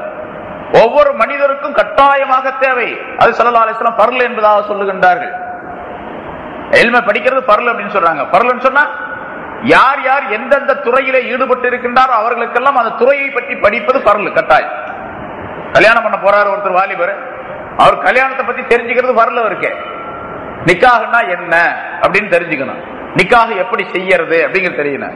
அப்புறம் மனைவி திருமணம் செய்து கொண்டால் மனைவியை எப்படி காப்பாற்றுவது அப்படின்னு சொல்லி, மனைவி எப்படி நடத்தாட்டுவது அப்படின்னு தெரியணும். அப்புறம் குழந்தைகளை பெற்றெடுத்தால் குழந்தைகளை எப்படி பராமரிப்பது அப்படிங்கிற இல்மு. இந்த இல்மெல்லாம் கட்டாயம் பர்ல. அது தவற விட்டால் அவர் மீது குற்றம் உண்டு. பர்ல ஐன் என்பதாக சொல்லப்படும். கட்டாய ஒவ்வொருவரின் மீது கட்டாய கடமை. அந்த அறிவு யாரிடத்தில் இல்லையோ அவர் வழி தவறி விட்டார், அவர் வெற்றியாளராக. அந்த அறிவு யாரிடத்தில் இருக்கின்றதோ அந்த மனிதர் வெற்றி பெற்றவர். ஆக ஜஹாலத் என்ற அறியாமையை விட்டும் நீங்கி இருப்பது.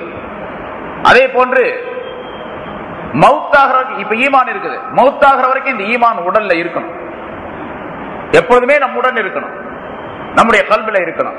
எந்த நேரத்திலும் அந்த ஈமான் நீங்கி விடக்கூடாது.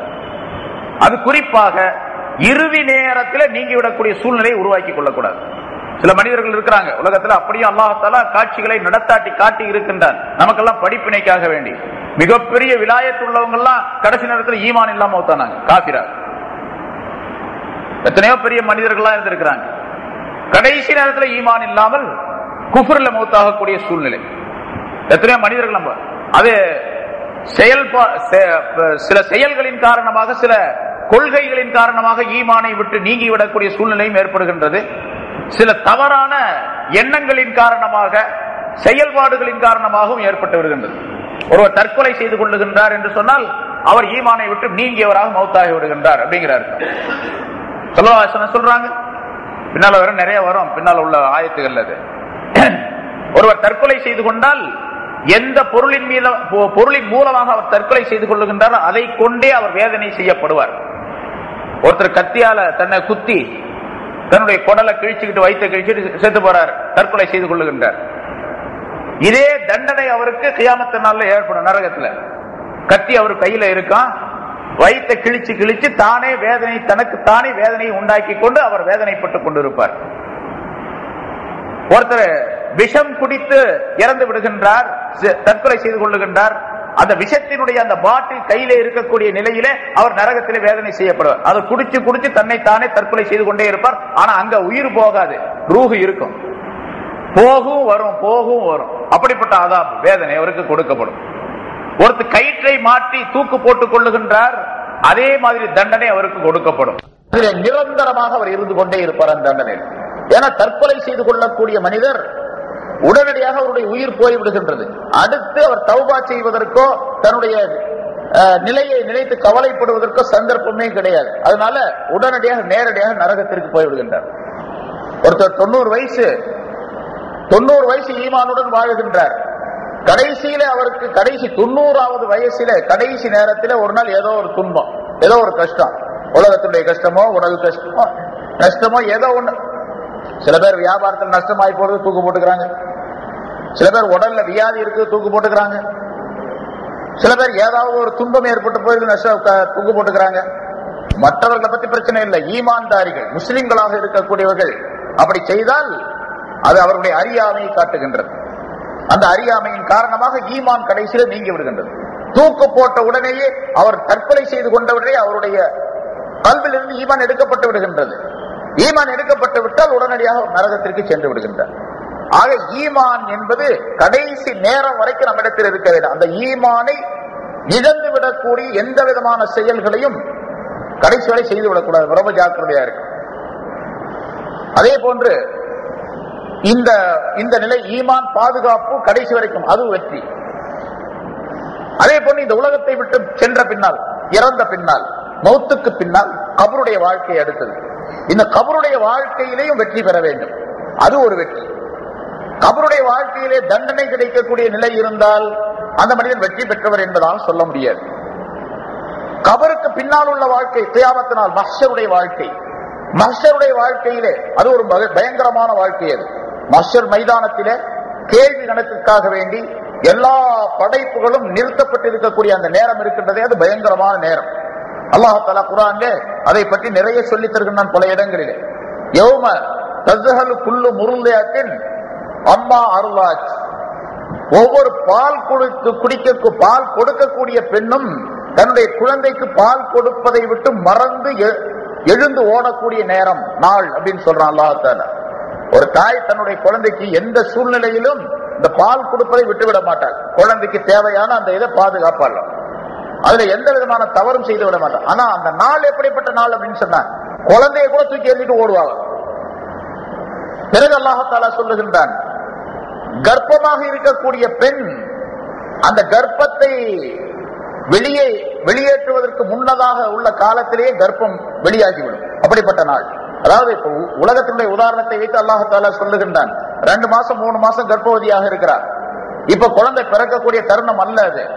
ஆனால் அந்த நாள் எப்படிப்பட்ட, அந்த நாள் மாதிரி ஒரு நாள் இருந்தால் இந்த உலகத்திலே அவள் குழந்தை அந்த 2 மாசம் 3 மாசத்திலே வெளியே வந்துடும் பயத்தின் காரணமாக. அப்படிப்பட்ட நாள் யௌம யஃபிருல் மர்உ மின் அஹீஹி வ உம்மிஹி வ அபீஹி வ ஸாஹிபத்திஹி வ பனீஹி என்று அல்லாஹ் தஆலா சொல்றார். அந்த நாள் எப்படிப்பட்ட நாள் என்று சொன்னால் ஒவ்வொரு மனிதனும் தன்னுடைய தாயை விட்டும் தந்தையை விட்டும் மனைவியை விட்டும் சகோதரனை விட்டும் மக்களை விட்டும் விரண்டு ஓடுவான். டேய் அப்பா வாப்பா, நான் அம்மாடா அப்படின்னு சத்தம் போடுவா அம்மாக்காரி. நான் உன்னை பார்க்க முடியாதுன்னு இவன் ஓடுவான், நான் என் வேலை இருக்குது எனக்கு அப்படின்னு சொல்லி. மகன் அம்மாவை கூப்பிடுவான், அம்மா மகனை கூப்பிடுவான், தாய் தந்தையை கூப்பிடுவான், தந்தை தனையனை கூப்பிடுவான். யாரும் உதவி செய்ய முடியாது. சகோதரனுக்கு உதவி செய்ய முடியாது, மக்களுக்கு தந்தை உதவி செய்ய முடியாது, மனைவிக்கு கணவன் உதவி செய்ய முடியாது, கணவனுக்கு மனைவி உதவி செய்ய முடியாது. அவங்க காலத்தை பார்த்துட்டு ஓடிட்டு இருப்பாங்க. அந்த நாள் அது. அப்படிப்பட்ட நாள். அந்த நாளிலே வெற்றி கிடைக்கும். அந்த நாளில் வெற்றி கிடைக்கும். என்ன வெற்றி? அல்லாஹ் தஆலா மூமின்களை பற்றி சொல்லும் பொழுது இப்படி சொல்லுகின்றான், இருள் நிறைந்த நாள். அதனால் பூரா இருட்டா இருக்கு, பயங்கரமான இருட்டா இருக்கு. ஒருத்தருடைய முகத்தை ஒருத்தர் பார்க்க முடியாது, அப்படிப்பட்ட இருட்டு. அந்த இருட்டான நேரத்திலே மூமின்களுக்கு ஒளி இருக்கும், நூறு இருக்கும். அந்த ஒளி அவர்களுக்கு மட்டும் இருக்கும். அவங்களுக்கு வழிகாட்டுறதுக்காக வேண்டி அல்லாஹ் தஆலா சொல்ற யஸா நூருஹும் பைன ஐதீஹிம் பிஐமானிஹிம், அவர்களுக்கு முன்னாலும் வலப்பக்கத்திலும் அந்த ஒளி ஓடிக்கொண்டிருக்கும். அந்த ஒளியை பார்த்து இவர்களும் போய்கொண்டிருப்பார்கள், வழியை பார்த்து. அப்படிப்பட்ட நாள் மூமின்களுக்கு மட்டும் பிரத்தியமான ஒளி கிடைக்கும். மூமின்களுக்கு மட்டும் அரிசுடைய நிழல் கிடைக்கும். சூரியன் ஒரு ஈட்டியினுடைய உயரத்திலே கொண்டு வந்து நிறுத்தப்படும். இப்ப எவ்வளவு உயரத்தில் இருக்கு சூரியன்? இங்க இருந்து 15 கோடி கிலோமீட்டருக்கு அந்த பக்கம் இருக்குது. இப்போ 15 கோடி கிலோமீட்டருக்கு அந்த பக்கம் இருக்கக்கூடிய சூரியனுடைய வெப்பத்தை மே மாசம் ஏப்ரல் மாசம் தாங்க முடியல நம்மளால. அது அரபு நாட்டுக்கு போனா இன்னும் கொஞ்சம் அதிகமான வெப்பம் நம்ம பார்க்கிறோம். இங்க 110 டிகிரி அப்படின்னு சொன்னா ரொம்ப கஷ்டம். 130 டிகிரி வரைக்கும் அரபு நாட்டுல வெயில் அடிக்குது. அதை தாங்க முடியல மனிதனால. அப்படிப்பட்ட சூழ்நிலையில ஒரே ஒரு ஈட்டியினுடைய உயரத்திலே சூரியன் கொண்டு நிறுத்தப்பட்டால் அங்க இருக்கக்கூடிய சூழ்நிலை எப்படி இருக்கும்? அது பயங்கரமான நாள். அந்த பயங்கரமான அந்த மஹ்ஷருடைய மைதானம் இருக்கின்றது. அதில் இருக்கக்கூடிய துன்பங்களை விட்டு வெற்றி பெற வேண்டும். அந்த மனிதர் வெற்றியாளர் அப்படின்னு. அதற்கு பிறகு சிராத்துல் முஸ்தகீம் என்ற பாலத்திலே, சிராத்துல் முஸ்தகீம் என்ற பாலத்தை கடந்து செல்வது, பிறகு அதற்கு முன்னதாக மீசான் என்ற தராசிலே நன்மை தீமைகளை எடை போடுவது, இதில் எல்லாம் வெற்றி கிடைக்க வேண்டும். ஆக வெற்றி என்பது இரண்டாவது வகை. இது முதல் வகை நப்சு, ஷைத்தான், துன்யா இவற்றை விட்டும் வெற்றி பெற வேண்டும், இவருடைய தீமைகளை விட்டும். இரண்டாவது இப்பொழுது சொல்லப்பட்ட உலகத்தினுடைய நிலைகள், பிறகு கபர்ல மஹ்ஷர் மைதானத்திலே சிராத்துல் முஸ்தகீம், மீசான் என்ற தராசு, இதிலே ஏற்படக்கூடிய எல்லா விதமான தீமைகளை விட்டும் வெற்றி கிடைக்க வேண்டும். இப்ப இத சிராத்துல் முஸ்தகீமை தாண்டிட்டு அப்புறம் எங்க போயிட்டு வர? அவரு சொர்க்கத்துக்கு போயிடுறாரு. இப்ப சொர்க்கத்திலும் அவருக்கு ஒரு விதமான வெற்றி கிடைக்க வேண்டும். அது என்ன? அந்த சொர்க்கத்தை விட்டு வெளியேறாமல் நிரந்தரமாக அதில் இருக்கக்கூடிய ஒரு அமைப்பு, ஒரு வெற்றி வேண்டும். பிறகு அல்லாஹு தஆலாவுடைய லிகா என்ற பேரின்ப காட்சியை காணக்கூடிய தன்மை வேண்டும், அது வெற்றி. இப்படி வெற்றி என்பது 3 வகை. யார் யார் இந்த 5 தன்மைகளை செய்கின்றாரோ, முன்னால் சொல்லப்பட்ட மறைவான விஷயங்களை நம்புவது, தொழுகையை நிரந்தரமாக தொழுவது, தமக்கு கொடுக்கப்பட்ட பொருள்களிலிருந்து உரிய முறைப்படிக்கு செலவு செய்வது, வேதங்களை இறக்கி வைக்கப்பட்ட வேதங்கள் எல்லாவற்றையும் நம்புவது, ஆகிரத்தை நம்பிக்கை கொள்வது, இந்த 5 விதமான அம்சங்களை அதனுடைய உரிய முறைப்படிக்கு எவரவர் செயலாற்றுகின்றார், எப்படி எல்லாம் முன்னால் விளக்கங்கள் சொல்லப்பட்டதோ அந்த முறைப்படிக்கு யார் செயல்படுத்துகின்றாரோ, அமல் செய்கின்றாரோ, அப்படிப்பட்ட முத்தகீன்கள் உலாயிக ஹுமுல் முஃப்லிஹூன், அவர்கள்தான் முஃப்லிஹூன், வெற்றியாளர்கள் என்று அல்லாஹ் தஆலா சொல்லித் தருகின்றார். ஸல்லல்லாஹு அலைஹி வஸல்லம் அவர்கள் அந்த வெற்றியாளர்களுக்கு இந்த 5 ஆயத்துக்களை, முன்னால் சொல்லப்பட்ட இந்த 5 ஆயத்துக்களை வெற்றிக்குரியவர்களுக்குரிய இலக்கணமாக நபி அவர்கள் சொல்லி காட்டுகின்றார்கள். ஒரு ஹதீஸிலே இப்படி சொல்லப்பட்டு இருக்கிறது, அலா உஸ்பிருக்கும் அன் அஹ்லில் ஜன்னah, சஹாபாக்களை பார்த்து கேட்டார்கள், சொர்க்கவாசிகளை பற்றி உங்களுக்கு சொல்லி தரட்டுமா என்பதாக கேட்டார்கள். ஆலு பலா யா ரசூலல்லாஹ், சொல்லித் தாருங்கள் என்று சொன்னாங்க. ஸல்லல்லாஹு அலைஹி வஸல்லம் அலிஃப் லாம் மீம் ஸாலிகல் கிதாபு லா ரைப ஃபீஹி ஹுதல் லில் முத்தகீன் என்று ஆரம்பித்து உலாயிக ஹுமுல் முஃப்லிஹூன் என்பது வரைக்கும் ஓதி காண்பித்தார்கள். இதுல என்ன சொல்லப்பட்டிருக்கிறதோ அதை செய்தவர்கள் தான் சொர்க்கவாசிகள் அப்படின்னு சொன்னாங்க. இந்த ஆயத்துகளிலே என்ன சொல்லப்பட்டு இருக்கின்றதோ அவர்கள் தான் சொர்க்கவாசி. இந்த 5 ஆயத்துகளிலே என்ன சொல்லப்பட்டு இருக்கின்றதோ அந்த சட்டங்களை நிறைவேற்றக்கூடியவர்கள், கடமைகளை செய்யக்கூடியவர்கள் தான் சொர்க்கவாசிகள் என்பதாக ஸல்லல்லாஹு அலைஹி வஸல்லம் அவர்கள் சொல்லி காட்டினார். சரி, இங்கே சொல்லப்பட்ட அந்த 5 விஷயங்களிலே பரிபூர்ணமாக செய்தால் பரிபூர்ணமான வெற்றியாளர், அரைகுறையாக செய்தால் அரைகுறை வெற்றியாளர் அப்படின்னு அர்த்தம். அதாவது இந்த காரியங்கள், அப்போ முன்னால் சொல்லப்பட்ட தொழுகை மட்டும் எடுத்துக்கோ, தொழுகை அரைகுறையா தொழுகிறாருன்னு வச்சுங்க, 5 நேரம் சரியா தொழுகிறாரு, அந்த தொழுகையில பேணுதெல்லாம் கிடையாது அப்படின்னு சொன்னா அவர் வெற்றி பெறுவதிலும் குறைவு அப்படிங்கிற அர்த்தம். வெற்றி பெறுவதில் குறைவு அப்படின்னு சொன்னா என்ன அர்த்தம்? சொர்க்கத்துக்கு போவாரு அவர், முன்னால சொல்லப்பட்ட 5 காரியங்களை செய்யறாரு, கொஞ்சம் அதுல கம்மியா இருக்குது, அவருடைய நிலை கம்மியா இருக்குது அப்படின்னு வச்சுக்கோங்க. அப்ப சொர்க்கத்துக்கு போவாரு, சொர்க்கத்துல கிடைக்கக்கூடிய இன்பங்களும் கம்மியா தான் இருக்கு அவருக்கு. ஏன்னா சொர்க்கத்துல எல்லோருக்கும் ஒரே மாதிரி இன்பம் கிடைச்சிடாது. சொர்க்கம் 100 தரஜாக்களை கொண்டது, 100 படித்தரங்களை கொண்டது. அவரவருடைய தராதரத்திற்கு தக்கவாறு அங்கே இடங்கள் வழங்கப்படும், அங்கே பதவிகள் கொடுக்கப்படும். ஆக உயர்ந்த பதவி நபிமார்களுக்கு, நபிமார்களிலே உயர்ந்த பதவி ரசூலுல்லாஹி ஸல்லல்லாஹு அலைஹி வஸல்லம் அவர்களுக்கு. அதற்கு கீழே மூமினான சுஹதாக்கள், சித்தீகீன்கள் என்று சொல்லப்படக்கூடியவர்கள் எல்லாம் அதற்கு பின்னால் உள்ளவர்கள். கடைசி படித்தரத்திலே ஒரு மூமினான மனிதன் இருப்பான், அப்படிப்பட்ட மூமினும் இருப்பான், கடைசி படித்தரம் அந்த மனிதனுக்கு. அந்த கடைசி படித்தரத்தில் இருக்கக்கூடிய மனிதனுக்கு எவ்வளவு கிடைக்கும் கேட்டா, இந்த பூமியுடைய உருண்டையை போன்று பல மடங்கு விஸ்தீர்ணம் உள்ள இடம் கிடைக்குமா? அது போதும் நினைக்கிறீங்களா? அது போதும் தான் நமக்கு. இருந்தாலும் அல்லாஹ்வுடைய ரஹமத்து, அல்லாஹ்வுடைய பொருத்தம், அவனுடைய இன்பம், அவனுடைய நேரடி பார்வை நமக்கு கிடைப்பது இருக்கிறது. இதை விட பெருசு, இந்த இடத்தை விட பெருசு. சொர்க்கத்தில் இருக்கக்கூடிய மாளிகைகள் கிடைக்கும். எப்படிப்பட்ட மாளிகை? ஒரு செங்கல் தங்கம், ஒரு செங்கல் வெள்ளி, இதனால் செய்யப்பட்ட கட்டப்பட்ட மாளிகை என்று ஸல்லல்லாஹு அலைஹி வஸல்லம் அவர்கள் சொல்லுகின்றார்கள். அதுல நவரத்தினங்கள், வைரங்கள், வைடூரியங்கள்லாம் பதிக்கப்பட்டு இருக்கும். அப்படிப்பட்ட உல்லாசமான ஒரு மாளிகை. சொர்க்கத்தில் இருக்கக்கூடிய மிக சாதாரணமான ஒரு மூமினுக்கு கிடைக்கக்கூடிய குறைந்த அளவு மாளிகையினுடைய விசாலம், அதனுடைய ஸ்பேஸ் எவ்வளவு பெரிய மாளிகை என்று சொன்னால் 60 மைல் சுற்றளவு கொண்டதா இருக்குது. ஒரே ஒரு மாளிகையுடைய அளவு மெட்ராஸ் பூரா சேர்த்தனா 60 மைல் சுற்றளவு இருக்குமா? எல்லா சிட்டியுடைய ஏரியா இருக்கலாம். அவ்வளவு பெருசு இருக்கும் ஒரே ஒரு மாளிகையுடைய விசாரணை. அது சாதாரண மூமினான மனிதனுக்கு கொடுக்கப்படுவது. அதே போதும் அப்படின்னு மாதிரி இருந்துடக்கூடாது. உயர்ந்த படித்தரம் எது இருக்கோ அது. ஏன்னா ஸல்லல்லாஹு அலைஹி வஸல்லம் சொல்றாங்க, சொர்க்கத்திலே மிக உயர்ந்ததும் சொர்க்கங்களினுடைய நடுவில் இருக்கக்கூடியதும் ஃபிர்தௌஸ் என்ற சொர்க்கம். நீங்கள் அல்லாஹ்விடத்தில் கேட்டால் ஃபிர்தௌஸை கேளுங்கள் என்று ஸல்லல்லாஹு அலைஹி வஸல்லம் சொல்றாங்க. கேட்கறதுல கஞ்சத்தனம் இருக்கக்கூடாது. அல்லாஹ் கொடுக்கறதுல கஞ்சத்தனம் செய்யவே மாட்டான். அவன் கஞ்சன் அல்ல. அதனால கேட்கறதுல கஞ்சத்தனமே செய்யக்கூடாது. எவ்வளவு உயர்ந்த அந்தஸ்து இருக்குதோ அதை கொடுன்னு தான் கேட்கணும். அல்லாஹ் தஆலா ஒருத்தா கொடுக்குறான், இல்லாட்டி சாதாரண இது கொடுக்குறான். அவன் கேட்கறதுல என்ன கஞ்சத்தனம் வந்துருக்கு? கேட்டுக்கிட்டே இருக்க வேண்டும். இதை அல்லாஹ் தஆலா இந்த ஆயத்தின் மூலமா ஸல்லல்லாஹு அலைஹி வஸல்லம் அவர்கள் அந்த ஆயத்தை வாசித்து காட்டி, வெற்றி பெறக்கூடியவர்கள் இந்த 5 ஆயத்துகளுக்குள்ளே அடக்கப்பட்டிருக்கின்றார்கள். ஆகவே இந்த 5 ஆயத்துகள் என்ன சொல்லுகின்றனவோ அதன்படி செயலாற்றக்கூடிய மனிதர்கள் சொர்க்கவாசிகள், வெற்றியாளர்கள் என்பதை அல்லாஹ் தஆலா இங்கே சொல்லி காட்டுகின்றான். அத்தகைய நல்ல பாக்கியத்தை நம் அனைவருக்கும் அல்லாஹ் தஆலா தந்தருள்வானாக. வாஹிர் தாவானா அல்ஹம்துலில்லாஹி ரப்பில் ஆலமீன்.